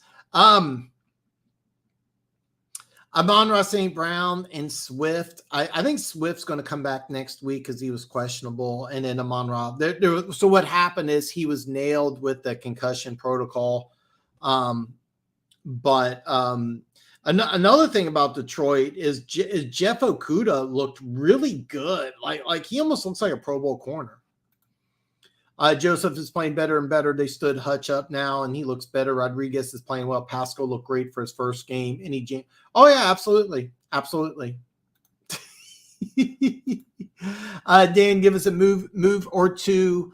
The Chiefs, each of your best contenders, in your opinion, should make it a trade deadline. So it's kind of funny because I've been really frustrated with Chiefs Kingdom and Chiefs fans because I keep seeing OBJ and a lot of people in CMC. When I look at the Chiefs, why even mess with that offense? But I could see the Chiefs making a move on defense. I think that like an interior defensive tackle, maybe an edge rusher. It's kind of funny. It won't happen. But a move that Kansas City should make would be for Bradley Chubb, because Bradley Chubb is on the trading block. So is Jerry Jeudy for Denver. There's no way that Denver and Kansas City make a move mid-season. But that's what should happen. And it wouldn't surprise me if Bradley Chubb or Jerry Jeudy ends up in Buffalo. They really should end up in Kansas City. But it wouldn't surprise me if Buffalo makes another move with Denver. I say another move. Von Miller didn't come directly from Denver, but when I think of Von Miller, I think Denver Bronco. But keep an eye out on Denver, who I could see make some moves, try to get rid of some players, get some extra draft picks. So, I mean, I'll be honest, that's kind of a good move. The Raiders made a smart move, adding a I actually wasn't planning on talking about it, but they added a defensive tackle, which I thought was really, really, really smart. The Raiders got rid of a tackle. The Cowboys, I got the team synced up. The Cowboys picked up Hankins, which is a smart move. Don't be surprised if Philly picks up a player. The two big players, because I've always had a man crush on Bradley Chubb and Jerry Jeudy. Those two players I'd keep an eye on, because I could see a team making a move for either one of these players. And what really sucks is that both these players would really excel in Kansas City. So soda to energy drink. It sucks, Dan, that the bad things are bad for you, addictive. Careful of the energy. Yeah, this is my second one today. I drink one or two a day, and it does affect me badly. I drink a lot of coffee normally. I don't think I've had any coffee today. I'm doing an energy drink because I had to wake up early, and I took a nap before the show. I wanted to be jacked up for the show, so I'm doing an energy drink so I can go up and down. But yeah, energy drinks can mess with you. I'm 48. I know I look good for 48, but I'm 48, so I really shouldn't be pounding 2 energy drinks a day. Plus, the JMO, who are bringing back slow turns, even to be the 5th best wide receiver from this draft. How do you fire Holmes? And yes, Dan. Okay. All right. How do you fire Holmes? You fire Holmes because when you get rid of Stafford, he wins a Super Bowl, and then the next 2 years you've won less than 7 games with some real questionable moves. And by the way, trading up to the 12th pick for Williams is extremely questionable. It was a bold move, and I think it needed to work when I wasn't expecting the Lions to make the playoffs, but they have to win more than 5 games. And bottom line, with picks 32 and 34, you could have got 2 new starters. Here's a team that's hitting on draft picks. Why give up draft picks? And if Williams if he comes back and he plays and he shows some life and he wins some games, then yeah. But I would not be surprised to see the Lions just atom bomb this team and say, hey, let's get somebody else coming in and let's just start from scratch. We have an offensive line. We have some good young players on defense. Let's get it going. Let's get it going. And it wouldn't surprise me. Yeah, I could also see the Lions winning 5-6 games, giving everybody one more year. But to sit here and say that everybody's safe in Detroit when they really very easily could have won that game, except your head coach lost his composure, and then yeah. So Brown took like 5 steps for Joseph. They talked about it. They looked at it. It looked like it didn't. He didn't take 5 steps. It was a questionable call.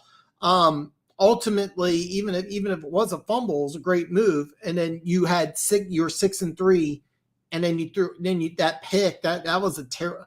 I don't blame Goff for that. That was a bad call. I mean, you're attacking the center of the field. You were running the ball well. Why throw deep when you're going deep? Who did they throw deep to? Reynolds against Diggs, and he had safety contained. I mean, there's so many things that they did wrong, and it sucks because if you look at the box score, you see 24-6. They really should have won that game. I guess they always assumed the GM was always integral to picking the coach because they want a coach that's going to complement the skills of the player they acquire. That's going to be interesting. That's going to be interesting. I haven't soured on Campbell yet.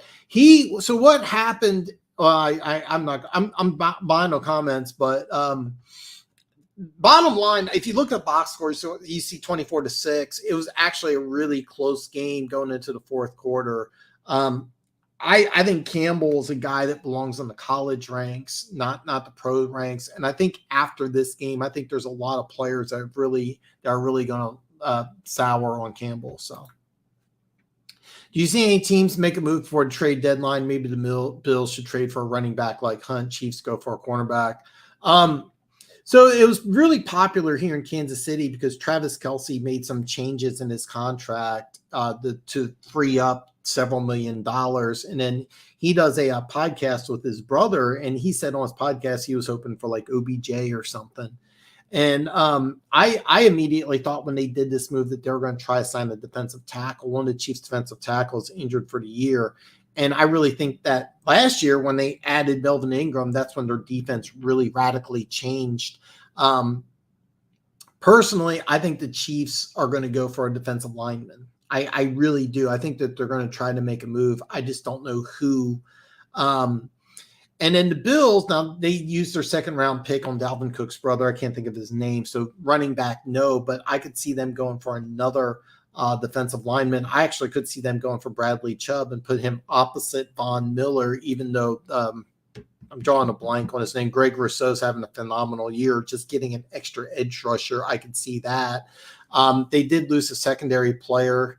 So I can see the Bills making a move on defense, not offense, and the same thing with Kansas City. But for some reason or another, every Chiefs fan wants to add an offensive player, which doesn't make sense to me. That's kind of mean. Amazement. I don't see the Chiefs needing a cornerback or anything. Yeah, I 100% agree there. I went through a lot last year. Yeah, I remember you had COVID too. You were in the hospital for like 2 months. Yeah. A buddy of mine was sick for like 5 months. It was bad. I thought it would address pass defense. It's like bottom of the league, I think. Well, what it is that the Chiefs have some injuries in the secondary. Our first-round picks missed like the last 6 weeks. But Joshua Williams had a pick. He's looking better and better. And then we have Jalen Watson. We have a young secondary. But I really think the defensive line is going to be the issue the Chiefs are going to address. I just don't know who. They've been without players from each level of D so far this season. You have to play a game with everybody. Trent McDuffie should be back after the bye. DB room would be great, in my opinion. Yeah. I'm really, really high on Williams, our 4th round pick out of Fayetteville State. Like, this guy could be a superstar. Played really well last week. And there's a lot of good things about this Chiefs secondary. So, fun fact, the first 4 games, Dan was letting Glenn run the defense with him, and Ben worked on the offense. Last 2 games, Dan's been working on defense, maybe off dragging them down. I didn't know that. I didn't know that. This is the reason why I have this channel, is because I don't know this stuff, and I want to hear this stuff from all 32 teams. That's why I love having you here. This could be a situation where Dan Campbell just has some bad coordinators. It could be that Dan Campbell is not doing very well. I don't know. But I think that with that loss, I could see everybody being in jeopardy on that Lions team. They got one win. So I thought Belichick would have the Patriots better, but once they get to their bye week, they usually come our way better. That's going to be a fun game. I haven't had a chance even to talk about the games yet. I may not even get to it. I'm going to try to get to all the games because I do want to talk about the lines, but I'm behind on comments. But yeah. Dude, I'm sorry to hear that, man. Oh, dude, I'm bad. I'm really bad. I'm trying to think here. I think I'm 2-8 technically, but I'm gonna compound everything into dollars because I made 4 bets on the Chiefs and I won all 4. I won 325, but I can only count that as one. So, but yeah, and you know, I did some in-game betting on the Patriots, which lost me 50. And then like the Chiefs over the Titans, that's a big one. 2 weeks from now, that's a game I've had circled all year. That's going to be a big win, but it's only going to count as one. So I mean, technically the answer is 2-8. But I'm going to get like a dollar value assigned, and I'm going to show you dollar for dollar. I haven't done all that yet. I've been kind of like avoiding it until last week, and then Monday I got pissed because I did some in-game betting on the Patriots. So I think Cam Jordan rumor makes some sense. I haven't heard that, but it does make a lot of sense. I think the Saints, they're going to have to make some moves sooner or later. I would love Cam Jordan here. This guy, one of my favorite all-time players. I would love to have him here.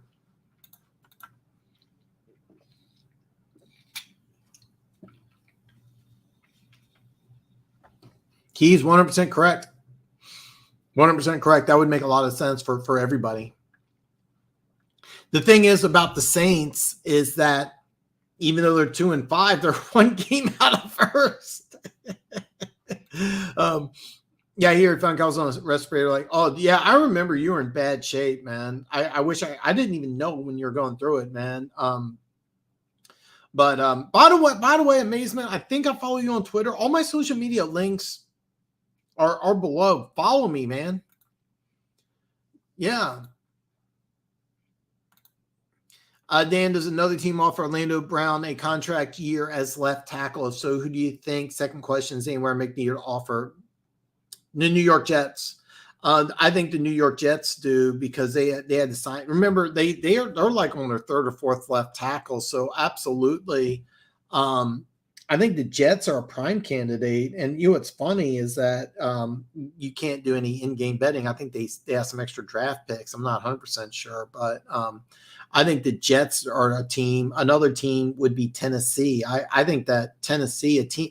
Orlando Brown's a guy I would love to see more in a run-heavy offense for him, but he didn't have a terrible game against San Francisco. He had a few plays where he played lights out. The one thing I would like about Orlando Brown is I would love to see him show up to training camp like 20 pounds lighter.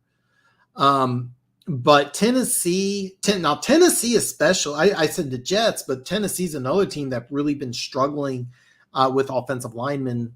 And they lost their best offensive lineman to Buffalo this offseason, but he plays guard. So, but yeah, I think Tennessee and the New York Jets are both teams that are going to be very interested in Orlando Brown. I would like to see him stay in Kansas City personally because I think he's one of the better left tackles in football, but he's not elite, and it's going to be hard. This is one of those things that's going to be very, very hard. Is there a God, excuse me. If there's somebody else that you could plug in, then I would be all for moving them because Orlando Brown probably could get more money in either New York or Tennessee after the season.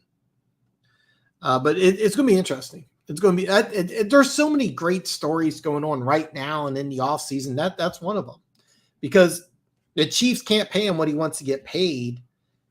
He hasn't moved up his level of play. You could argue that he's played worse, and it's going to be tough, man. You don't blame Goff for throwing a short ass ball like dude, like what? Goff's walking trash can. Damn, you came up there trying to fight. No, I don't blame Goff. Okay, so this particular play, it's the second play in the second half. The first play was a phenomenal 20-yard completion. It looked like that was the play call because it was the third play because they had a 20-yard completion, an 8-yard end around. So a lot of teams do this on second and short. You take a shot deep, and it looked like that was the play call. Just throw the ball deep because it was a 3-step drop and a pass. So no, I don't blame Goff for that. I mean, Goff's been in your system for 2 years. Why are you having him throw deep? Now, if the play was he just read the field and threw deep, then sure, but that doesn't look like it at all because he didn't scan the field. He took a 3-step drop and threw it deep, and he threw it. I think it was called that because on second and short, that's when you want to take a deep throw, but you've been running pretty well against a pretty good Cowboys defense. I would have just taken the gimme. You know, you had a nice end around. So here's what he's saying. Okay, by the way, I'm going to kind of back up. So here's what happened. They get lucky on a Noah Brown fumble. They go up 6-3 at half. The Lions get the ball at the beginning of the second half. First play, 20-yard completion. And then second play, an 8-yard end around. Really brilliant play call, by the way. So they're at midfield, 2nd and 2, and the play is to throw the ball deep. So if you are coaching Jared Goff after 2 years and you think throwing the deep balls is his strength, and you know, okay, but I don't blame Goff. And the reason why I don't blame him is because that was the play call. And the reason why I think that was a play call because it was a 3-step drop. And he threw the ball in one direction. Normally, when you do that, that's the way the play calls go. And to be honest, that's the way the Lions have been coaching badly. So, no, I don't blame Goff. I blame the coaching staff. I would have taken that. That's a run. You're at midfield. You're in the middle of a 6-3 game. You got very lucky to be up 6-3. You run the ball. You take the gimme.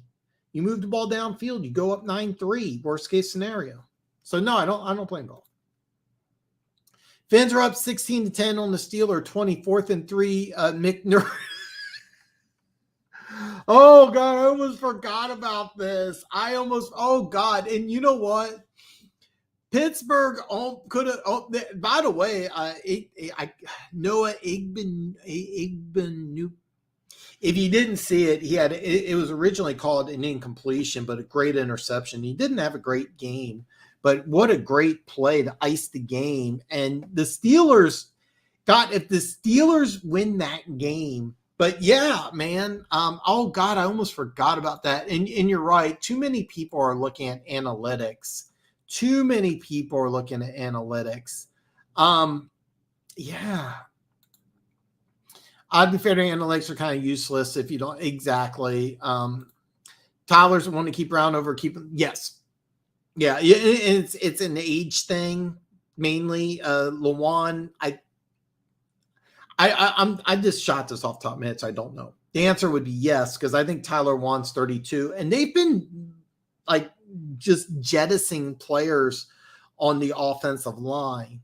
That's another thing you got to think about. They've just been moving people. Roger Stafford was the guy I was thinking. He signed for Buffalo to big money, and they've been drafting offensive tackles. Remember that offensive tackle they drafted from Georgia? Like he didn't even play a game. He had like some off-field issues, got cut, signed with Miami, like had a DUI or doing like 120 or something. It was something crazy. And I think he's out of the NFL. Then they drafted Dylan Raduz. I think he got hurt. And then two of their other offensive linemen I'm sorry, the other one, Quisenberry, he was their swing tackle. He's now starting in Buffalo. So yeah, I do think they would want Brown. That's kind of been the kind of modus operandi of Tennessee offensive linemen. And I think Brown in a run-heavy offense like Tennessee has, I think would be an upgrade over Lewan. So, but I don't know. I can see the Jets. They're having a lot of offensive line issues, especially at left tackle. Remember they signed Dwayne Brown, who's actually playing pretty well, but I mean, he's like 37. He's not the long-term answer in New York. So yeah, it'd be interesting. That's going to be an interesting situation. You heard yeah, I've been, this is really needed to happen for a long time. I'm actually really excited about this. You know what I wish they would do, and they don't do it anymore, is, well, they did it last year, kind of, sort of. Tyreek Hill jogged it. They had like the 60-yard dash for the fastest player, and Tyreek Hill jogged. He finished last. The guy who won was Micah Parsons. So, but Tyreek Hill jogged like and the reason why I say, watch it if you don't believe me, he finished 15 yards behind everybody. So,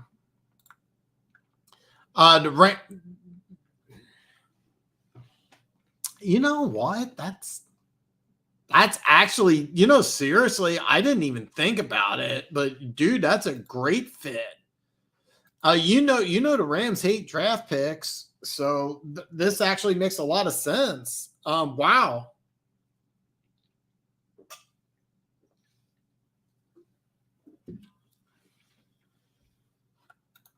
That's just brilliant, man. Why didn't I think of that? That would make a lot of sense. Here's the deal. If you're going to replace them, you got to either have a player or there has to be a rookie that you can step in. I mean, the Chiefs offense isn't a standard offense. You'd have to have a very intelligent rookie.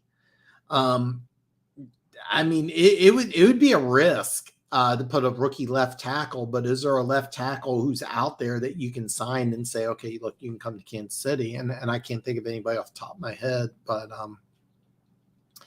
when the season's over, there's going to be a lot. I mean, this free agent class is crazy. If you haven't been paying attention, Josh Jacobs has been the best running back in football over the last couple of weeks. His contract's up at the end of the year. All right. I mean, you got Bradley Chubb. That's going to be an interesting free agent. I already talked about him. Jerry Jeudy. I mean, this free agent class is going to be massive. And in this draft, there's like 5 or 6 really good quarterbacks. I mean, this is going to be a great offseason. Excuse me. A great season. We're not even halfway over. Yeah, I've seen some horrible coaching decisions so far. Too much overthinking, too many stat geeks. Yeah. It's going to get worse too, because more and more of these analytic guys are in owners' heads. It's a movie, I know, but if you ever seen Any Given Sunday, the offense coordinator who takes over at the very end, he's a guy he's an analytics guy, and what does he do? He's the owner's pet, and more analytics guys are making sense to owners. So that's kind of what you're looking at. And I think like that's a trend that's going to continue to go up and up instead of just, trying to do some common sense stuff. At least that's just my opinion. So more teams are going for a 2-point conversion early now and going for 4th down. Yeah. This is a trend that's going to go up and up. This is a trend that's going to go up and up. Do the Raiders try and trade Jacobs now? That's an interesting story, because here's a guy that's playing at a really high level. And if you're an NFL team and you want a running back, you feel like you're a guy away. Here's the deal. The Jets probably hit up the Raiders, and the Raiders probably gave like a crazy number. And so they're like, oh, we're going to go to Robinson. I thought that's a win for both teams, right? But is there an NFL team? I mean, CMC's the better option, but I mean, is there a team right now that could really use a guy like Jacobs? What do the Raiders want in return?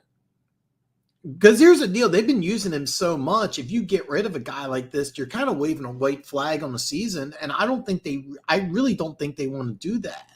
I really think that they believe that I said this all offseason. I think they're the number 2 team in the AFC West, and I think that they're going to get a chance to prove it. I mean, I haven't had a chance. I'm going to go over these like real fast, but I mean, they're playing the Saints, right?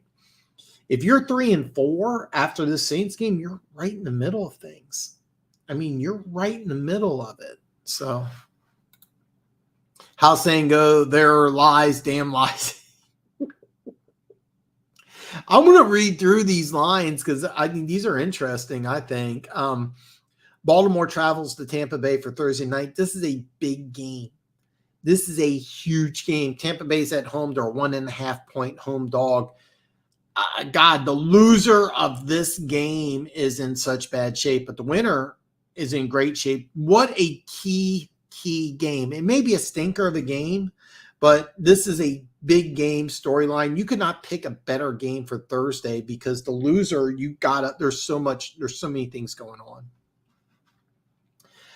This is going to be a fun one. Denver at Jacksonville. Jacksonville's a 2.5-point favorite. Who would have thought a 2-win Jacksonville team would be a 2.5-point favorite to Denver? But this is a big game. Jacksonville in that AFC South is actually still in it. They were, if you didn't see the game, they're this far away from beating New York. Literally, the size of me. I mean, seriously, if you didn't see the game, they complete the pass last play of the game. Christian Kirk's 6 inches away. So, or me at least 8. So, 2.5-point favorite. Big game. Chicago at Dallas. Dallas is a 9-point favorite, even though Chicago just beat the Patriots. This is a fun one. The Bears, I think the surprise team. If you would have said, give me the team's probably going to be the worst team in football, I would have said Atlanta or Chicago. Both these teams look pretty good. Big game. Pittsburgh at Philly. Philly is now a 10.5-point favorite. Be careful. Be careful, Eagles. Be careful. But in-state game, fun game. Pittsburgh with a win gets right back in the swing of things. Philly has to win just to keep up in that NFC East. Real good game. Miami travels to Detroit. Detroit's a 3.5-point home dog. I mentioned this a few times, but I think everybody is in danger in Detroit. So I think this is a must win for the Lions. I think it's a great opportunity right here for the Lions to get back on track. Miami's a team that's kind of helter-skelter. So that's a team that they need to win. Very underrated game this week, but a good one. New England travels to the Jets. Jets are a 1.5-point home dog. This is a key game in the NFC East. The NFC East, an exciting NFC East game that doesn't involve the Bills. What a great game. This is going to be a fun one. I really hope I can watch this one. Arizona travels to Minnesota. I know Arizona had a bye. Did both these teams get a bye? I'm trying to blank. I know Minnesota did. Okay, no, I'm sorry. Arizona played on Thursday. That's what I was thinking. I'm sorry. Minnesota, after a bye, they're a 4-point favorite. Really big game. The NFC West, Seattle's in first. And Minnesota, even with the bye, they technically won. This is a game they can afford to lose, so I want to see how they react. Because seriously, they lose. It's not that big of a deal. It really isn't. Or Arizona really needs to win this game to get DeAndre Hopkins back. Very important game. I want to see if Minnesota takes their foot off the gas pedal and kind of coasts. Because if so, and here's the thing, Minnesota loses this game, I think it's game on in the NFC North. I really do.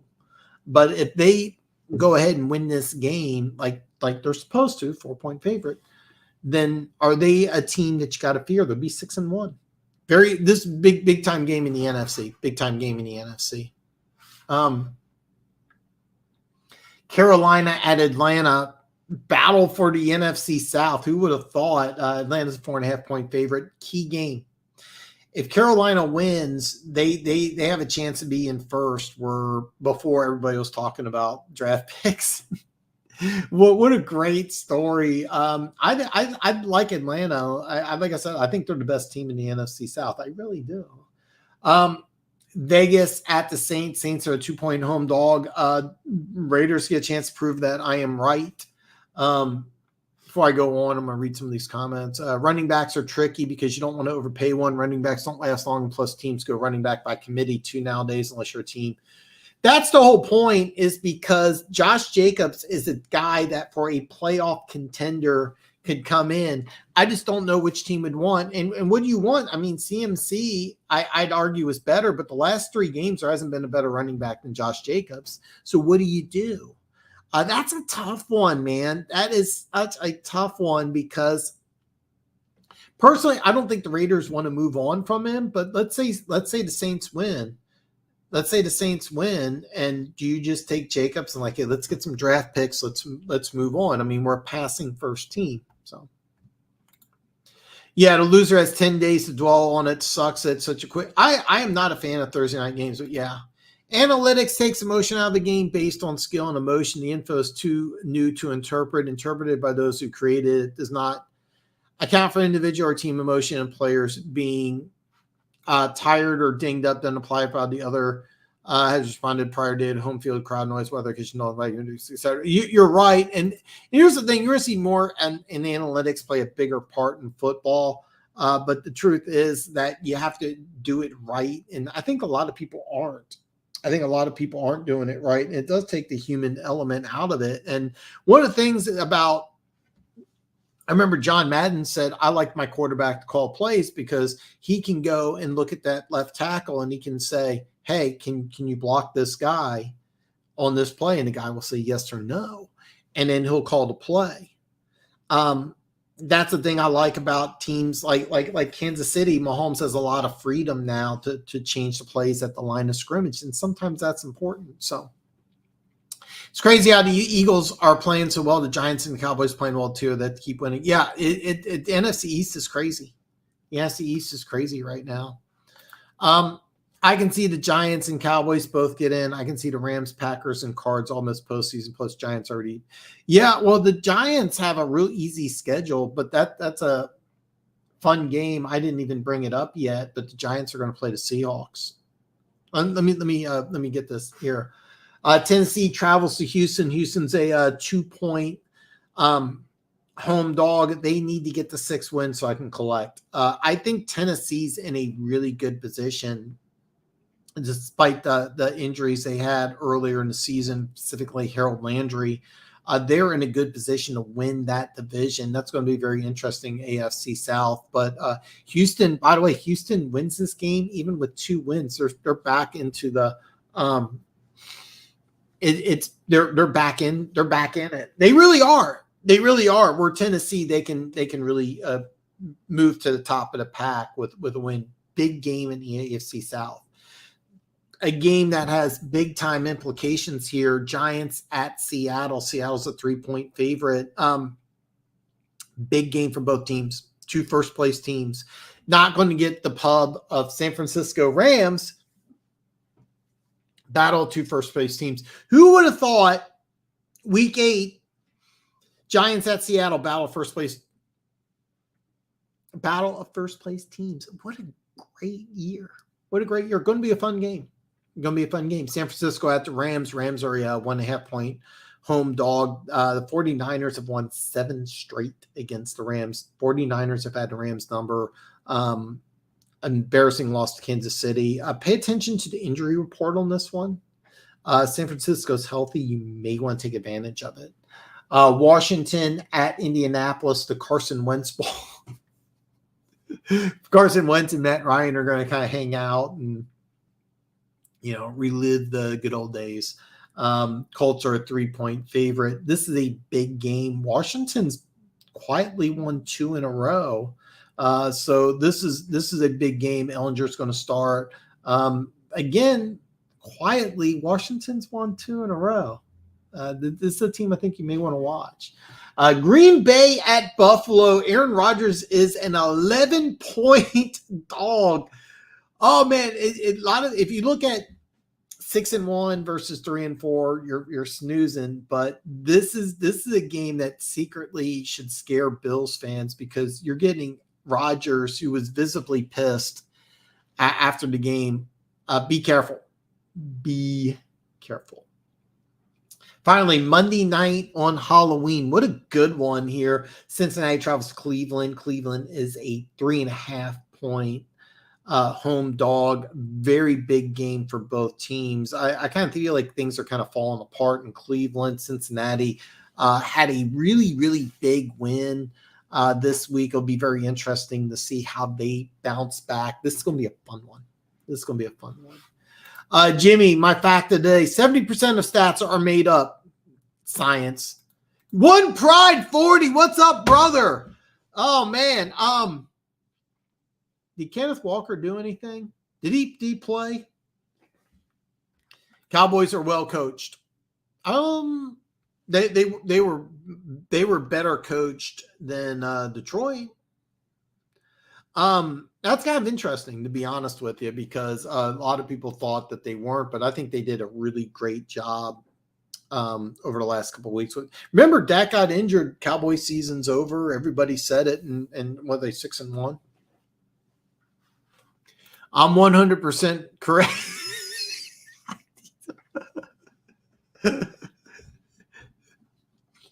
50% of the time, it works 100%. What's the quote from Anchorman? Was it 60% of the time it works 100% of the time?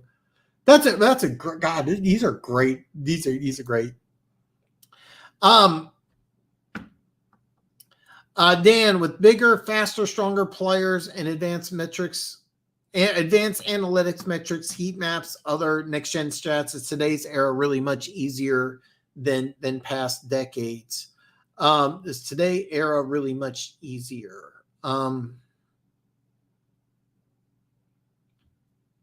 Much easier. I'm not really sure what you're asking or what you say when you say much easier.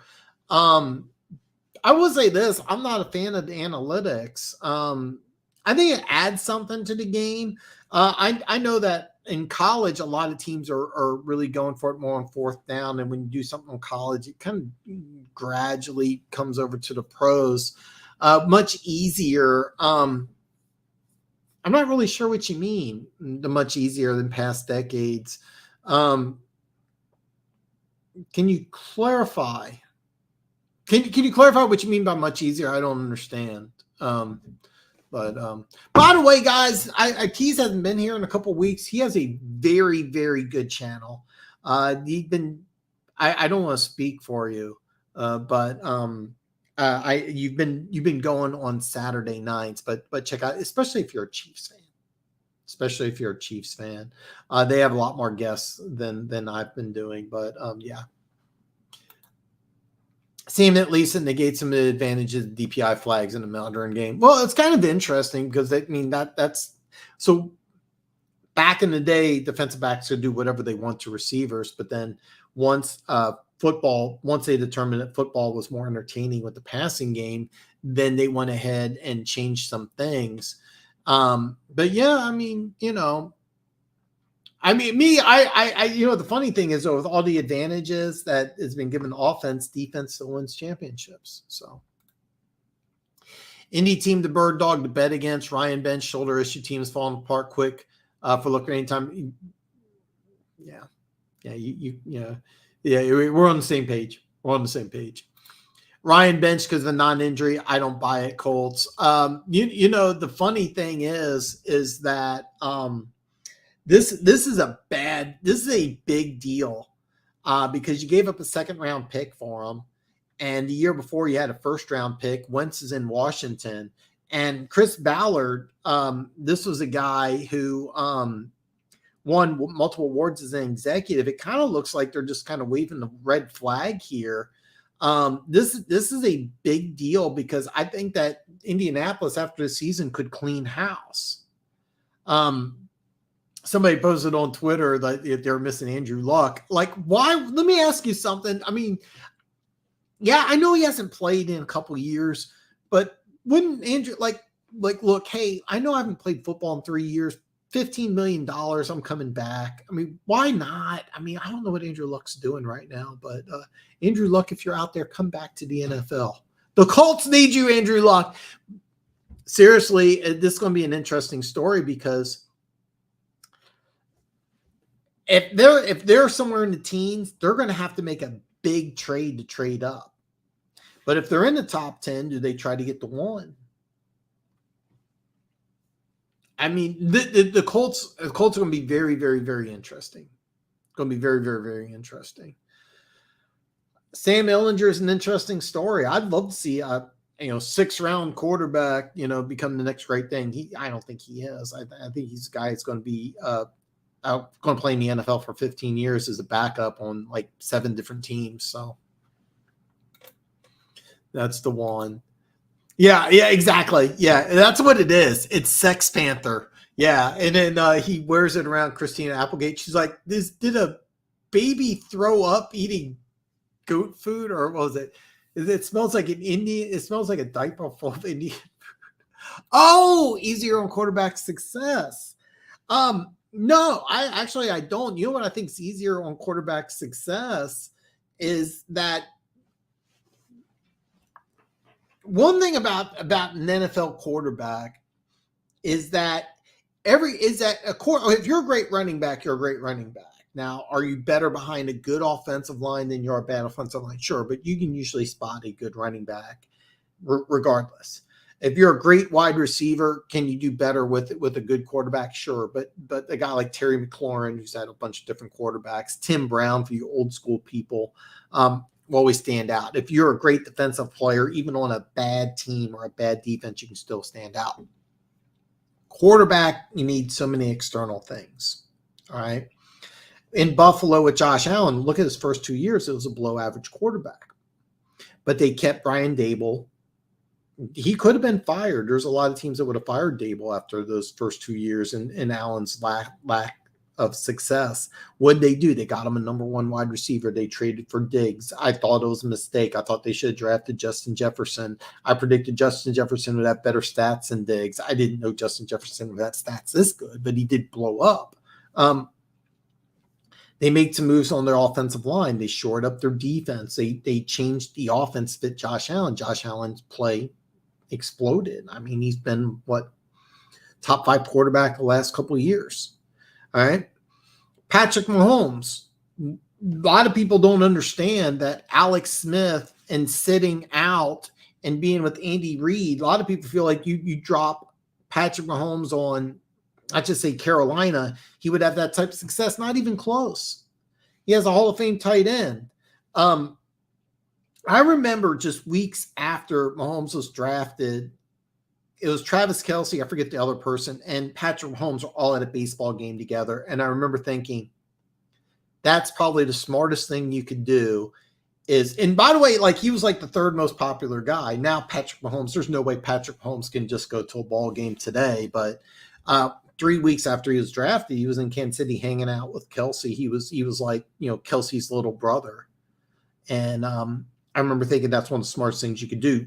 Go to your future Hall of Fame tight end, build a relationship with him. So there's so many external factors that a quarterback needs for success. And more coaches are realizing that. So more and more coaches today are taking play calls from the college rank. Like, look at Justin Fields. That's almost a college type of offense. That's something Nagy didn't do. Matt Nagy, who's now with Kansas City, was at Kansas City, took over the Bears. When they drafted Justin Fields, he threw him right into a very complex Chiefs offense. Well, he couldn't do that, so now they're running more of a college offense.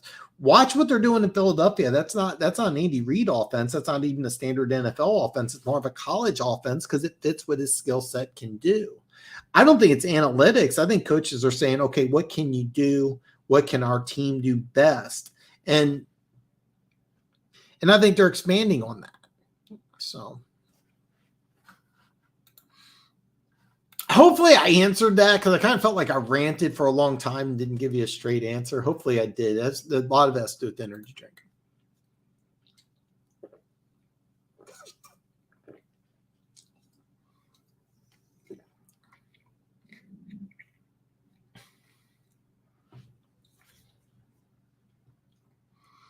Would going back to playing without face mask help concussion problems leading with the head?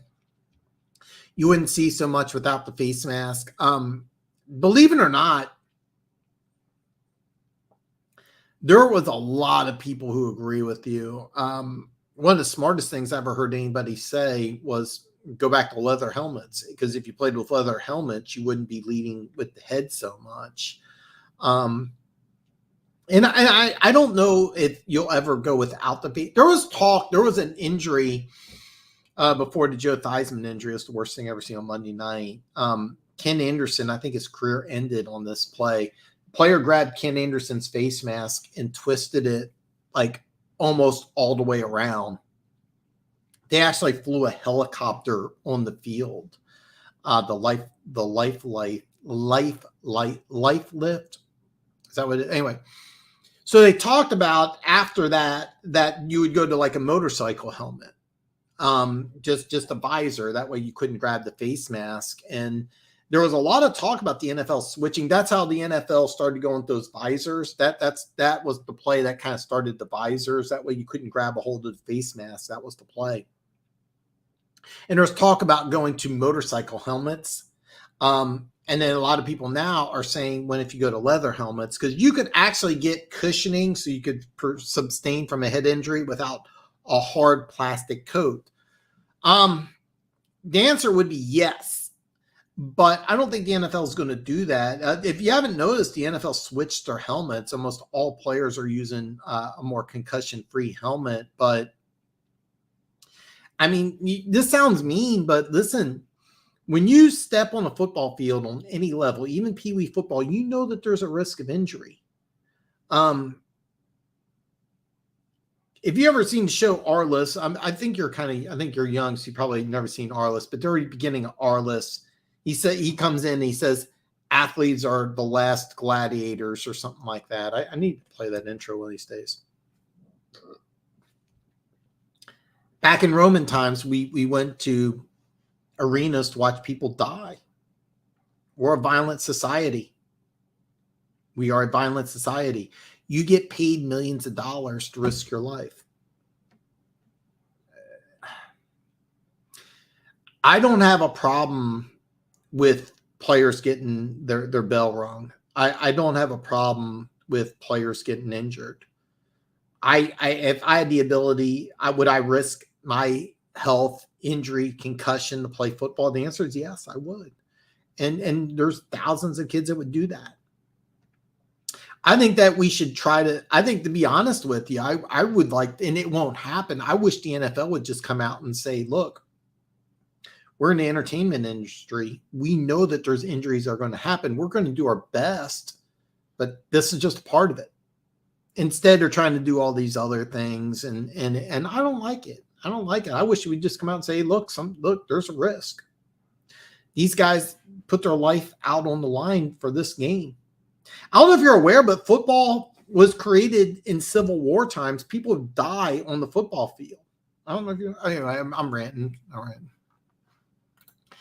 For instance, I have a friend who's a Dolphins fan who wants to excuse away Mahomes crushing Marino's records. Oh, okay. Yeah, that guy. I mean, it'd be interesting because, what Marino did in the 80s, that's kind of like the NFL history, because in 1984, there's so many records that broke.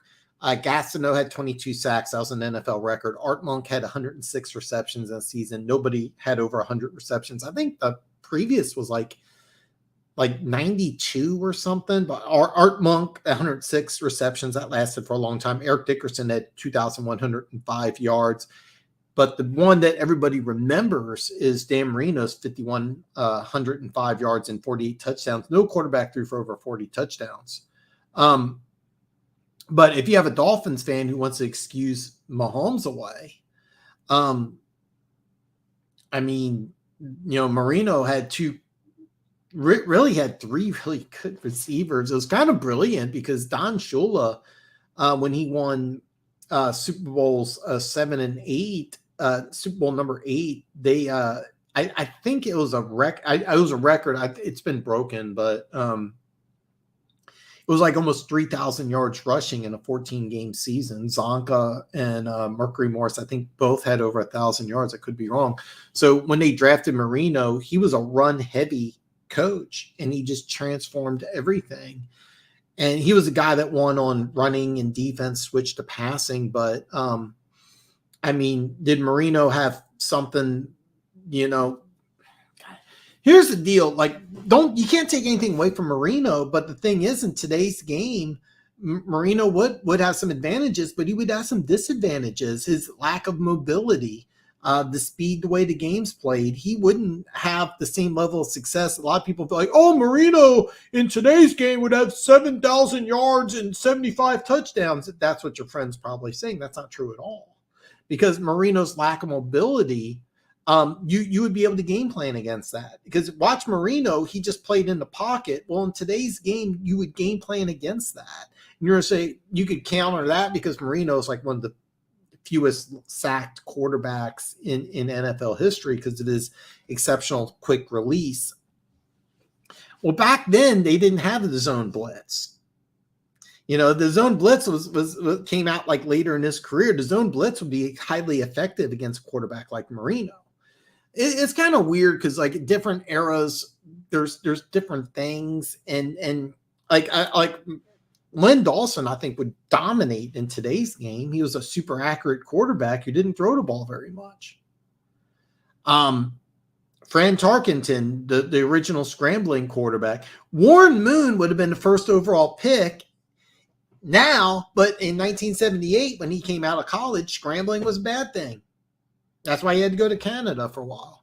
God, am I ranting too much about this? I'm starting to get really jacked up on this energy drink. And I get it because I know Michael Jordan is better than LeBron James playing at a high level on O and D in an era where defensive players could basically punch MJ when he goes to the rim. I like using the Jordan versus Barkley analogy, but somebody tried telling me Giannis or Guinness or whatever. I haven't watched basketball in a while, so yeah, I just don't. But nobody ever watched Charles Barkley and said he was a bad player. Nobody ever said he wasn't a dominant player. He won an MVP. Nobody ever said he wasn't any good. He just wasn't as good as Jordan. And that's the analogy I use for Mahomes and Allen. There's so many great things about Josh Allen. He's just not as good as Mahomes. Now Cliff, he thinks Burrow and Allen's better than Mahomes, and that's fine. This channel's never going to be an echo chamber. I'm not always right. Somebody else is wrong, but like Mahomes has. I'm looking here. He threw for 423 and 3 touchdowns, and it was you almost yawned. You're almost like, well, San Francisco had a bunch of, and they did have a bunch of injuries, but yeah. So curious if you think a quarterback playing today versus Marino's errors is a big advantage given other things I listed in today's game. Yes and no, because is it easier? Yes. Defenses are also much more complex. Remember, Marino tore up the 85 Bears because the Bears wouldn't play nickel. Well, in today's game, they would change it. They would line up. I mean, nickel's base package now.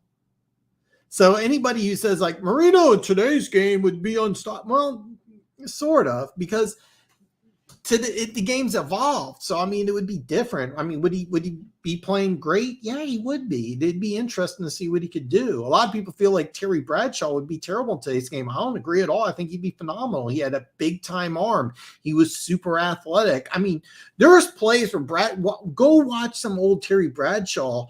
There's plays where he gets destroyed. This is a big dude. This is a dude. Terry Bradshaw was the size of a linebacker who had one of the strongest arms in NFL history. And back then, he played in an era where nobody cared if he threw interceptions. It wasn't that big of a deal. And all of his interceptions were 40 yards downfield with the greatest defense of all time. In today's era, would he be able to do some check downs, rollouts? Yeah, I think he'd be great in today's game. How good would he be? I don't know. But like, if you're going to discount what Mahomes does because rules change, that's bullshit. That's just somebody being weak, in my opinion. The thing is, in Dan Marino's day, he's playing against a 4-3 or a 3-4. And he had 3 good receivers. Nobody figured out. Actually, the coach that figured it out was in Super Bowl 25. It was Bill Belichick, where they went against the K gun. That's when teams started just lining up in base nickel packages. That's why Belichick's one of the greatest minds in football. Is he figured out that, hey, against multiple wide receivers, you line up with multiple defensive backs. And it sounds like common sense, but nobody did that. Nobody did that until Bill Belichick came up with it. I was telling my buddy in 1958, what's called the greatest game in NFL history, Johnny Unitas in the championship game, they're down by a touchdown. There's a minute left in the game. They invented a hurry-up offense on the fly. Well, in today's era, everybody runs a hurry-up offense. Nobody did it in the championship game. Nobody ever did that. So, like, them lining up to the line of scrimmage, calling the plays, nobody did that. I always say this, Johnny Unitas in today's game would be unstoppable. I believe that. Everybody talks about Marino. Johnny U, that's the guy. Go watch some Johnny U stats. In today's game, he would be unstoppable.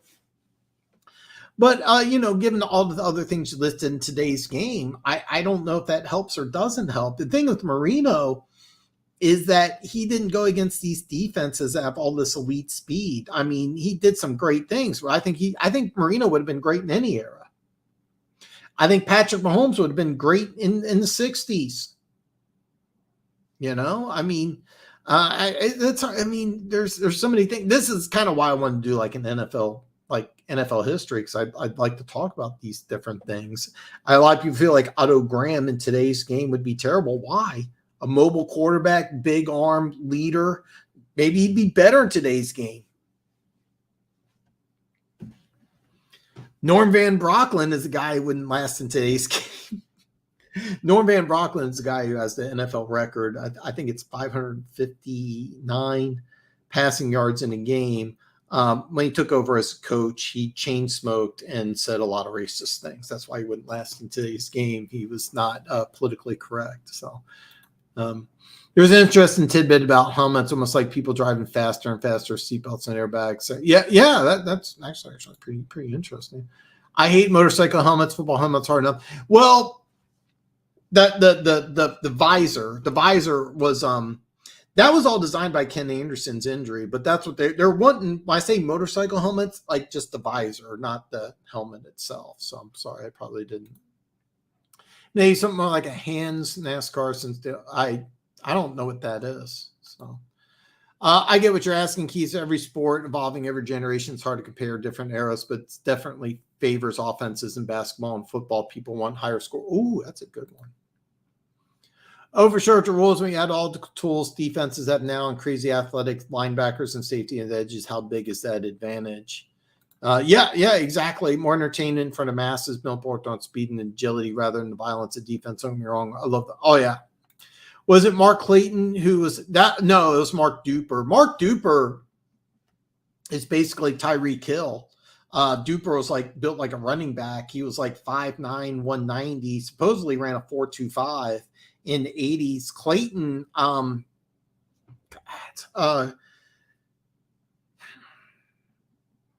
trying to think here, who's brain freeze. Not DK Metcalf, Tyler Lockett. Mark Clayton was like Tyler Lockett, and Duper was like Tyreek Hill. And then they also had a third down back. I'm drawing a blank on it. I'm drawing a blank on all these names today. But yeah, no, it was Mark Duper. Mark Duper supposedly ran a 4.25. And Clayton was kind of like Lockett, just phenomenal hands, body control, ran great routes. One of the best receivers in NFL history. And then Duper, another guy, really great. And they're both really kind of different, but they were both smaller. Duper mistakenly was considered small because he was like 5'9", but he was like 190. He was built like a running back. Both these guys were, I think Duper might have been undrafted. I could be wrong about that. I know Clayton was like an 8th round pick. They found him out of nowhere. Originally these guys were on the Dolphins when they were a run heavy team. But no, Duper was the guy who was the 4.25 guy. Defenses then didn't get to face guys like Marino every week. Yeah, you have to realize, I've often said I think Marino's one of the more underrated quarterbacks in NFL history, maybe the greatest quarterback in NFL history. He'll never get that recognition because he didn't win a Super Bowl, but anybody who doesn't think Marino's one of the top 10 quarterbacks in NFL history is just wrong. But to say that he would be unstoppable in today's game, I mean, you have to realize back then teams didn't play. I mean, there's so many differences in today's game, so it's hard to compare different eras. I've said, I mentioned Otto Graham, Len Dawson. Bart Starr might be the greatest quarterback in Packers history. How good would he be in today's game? I mean, it's hard to say. So, no, not I am pretty jacked up. You can compare Mahomes and Marino relative to the average quarterback performance of the respective eras to get an idea. I think someone did that with Elway, included Elway, who would be a top 5 quarterback today. It's funny because Elway was always in a run-heavy offense, and he has best statistical seasons when Shanahan took over, but he was still in a heavy run offense. What would you do if Elway was put in an offense where he had to throw the ball 60 times a game? He probably wouldn't be that good. I've seen Elway have a lot of games where he was like 17 out of 32 for 150 yards and 2-3 interceptions. Other people think that Elway is the greatest quarterback of all time. I've always felt Elway is a little bit overrated. But the one thing I will say about Elway is he was that guy that, like, you're down by 5. There's 50 seconds left. That's the guy that will fuck you. That's the guy that will fuck you. But I've seen Elway have a lot of shit games in his career. So I love when people compare Allen to Mahomes when they play head to head and have similar stats. It's funny. Well, it's funny because like I say, when you compare Allen and Mahomes, I like Jordan Barkley, but you can use a lot of different references. I don't think Allen's as good as Mahomes, but I think that a lot of Chiefs fans are trying to take something away from Allen, and there's nothing you take away from Allen at all. I mean, what he's doing is amazing. I think it's impressive. I mean, this guy's a lot of fun to watch. You should embrace Allen. A lot of people feel like this is kind of a society thing. If you like one thing, you're trashing another thing. Like we were talking earlier, Funk likes Mountain Dew. Well, it doesn't mean that Dr. Pepper's terrible. It just means he likes Mountain Dew.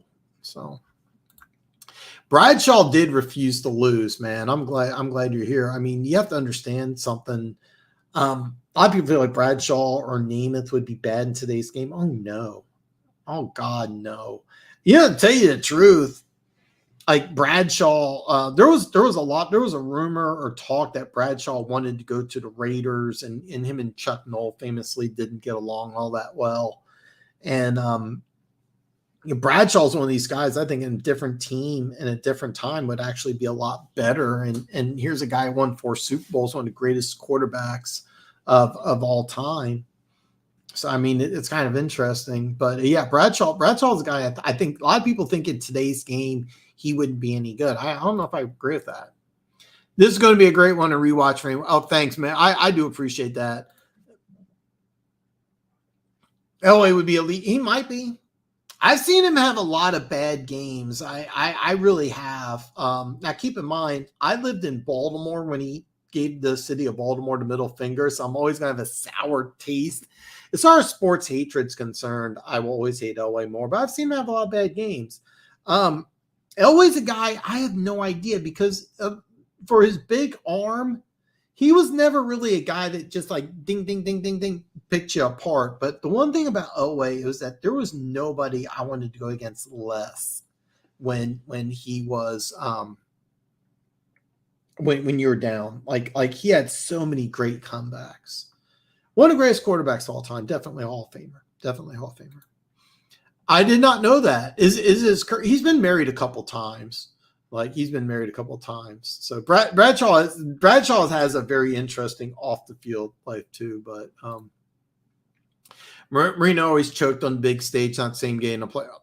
I didn't know that. You know what? I did see that. Now that I think about it, I've always been a Marino fan. I think I remember seeing that 1-10 in road playoff games. Always liked Marino. That's we'll have to debate on that one of these days. Mark Super Duper played collegiately at Northwestern State University. Second round. Okay. I think I'm almost positive Clayton was like an 8th round pick, but in 82, that was the Dolphins Super Bowl team. I think that's right. So here's the deal. They played Super Bowl 17 against Washington and lost.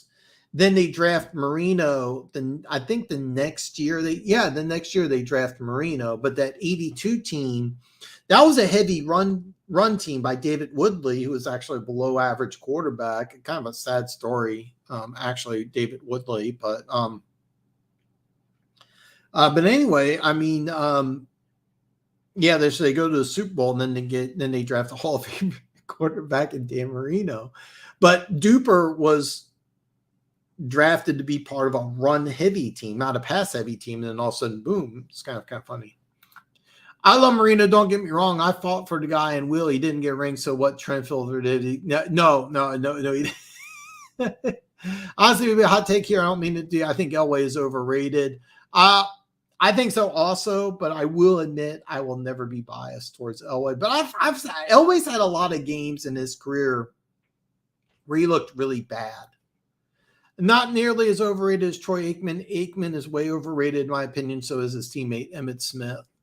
A lot of people feel this way. If you think Emmitt Smith's better than Barry Sanders, you're on crack as far as my opinion. But I've heard that from a lot of people. Don't forget to include diets, workout regimens are completely. That's another thing is that, 60s and 70s, steak and eggs before a game. And kids starting younger. Yeah, exactly.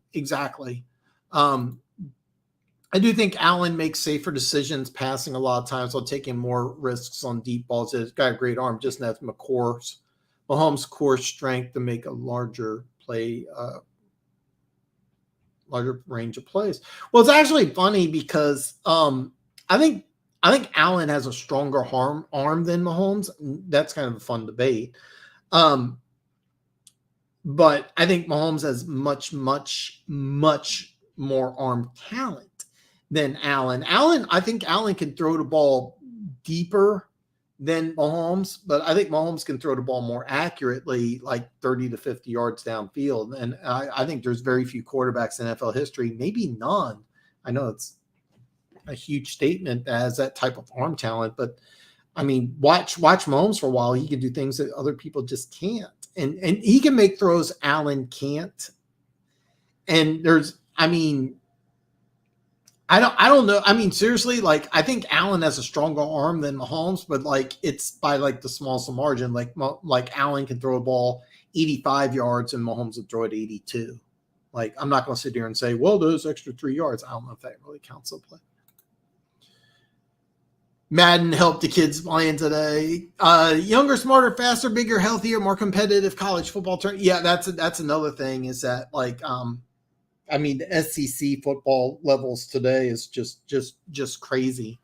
LeBron sleeps on something that's another thing is that Kenny Stabler famously used to sleep 3 hours, 3 hours a day. He'd stay up all night drinking, partying, and show up to the game. Lynn Dawson famously smoked cigarettes at halftime. There was Dan Fouts. That's a guy we didn't even mention. Dan Fouts in that famous 81 game. He said he had a couple beers before the game. Dan Fouts probably couldn't play in today's game, but he's a Hall of Fame quarterback. I love Dan Fouts, by the way. Spot on, definitely living in the new Madden area. I agree. You have to be on Crack Smith over Sanders. I feel safe saying this in this chat. I was a kid watching Marino. To be fair, somebody in my memory could be bad. Oh, yeah. Marino threw a great ball. Dan Fouts was the first quarterback that I watched. And I was like, oh, my God. And Fouts, it probably didn't happen. As a kid, I remember he took 2 steps and just threw this ball. It was like the St. Louis Arc, and it was 50 yards and in the end zone. I was just like, I never seen a quarterback do that. Fouts was one of those guys that he had this big, if you don't know who I'm talking about, guys, younger guys, he had this Grizzly Adams beard and a beer gut, and just could throw a football. Like, it was serious. It was kind of like Marino before Marino, and he threw up astronomical yards, and they had like the worst defense of all time. But Fouts was like the guy that kind of, without Dan Fouts, I'm not a football fan. And I don't know if he could play in today's game. He had this beer gut, and I say that, but I mean, is there a quarter? I mean, there are still quarterbacks that are statues, but it's becoming more and more of a quarterback run league. So I think, yeah. I'm 48, so I mean, I've been watching football a lot longer. So, guys, I wasn't expecting to be on this long, but thank you very much for joining me on a Tuesday. Please, by the way, when you come in, give me the thumbs up on the way in. But if you didn't, give me a thumbs up now. When the video's over, it'd mean a lot to me if you drop a comment, anything at all. It just helps YouTube algorithm. And please share this video, share this YouTube channel. I am like this close to 800. So I'm going to wrap up here. Laces Out. Yeah, I kind of want to watch that movie now. I'm 38 and I knew well before then. I got you, Keys. All right, guys, I'm going to wrap up here. Guys, thank you so much. Don't forget, I'll be back Friday. Cliff has a surprise pick. Me and Denver Gator are going to have a video. I'm going to do my best to have it out Friday. We're going to put most of it together Thursday. I have some picks already. Denver Gator has a bonus for you. So, but you have to watch that video. So anyway, I'll see you guys back on Friday. Share this video like Airbnb. Oh, Jesus Christ. On that note, I'm out of here, guys. I'll see you back on Friday.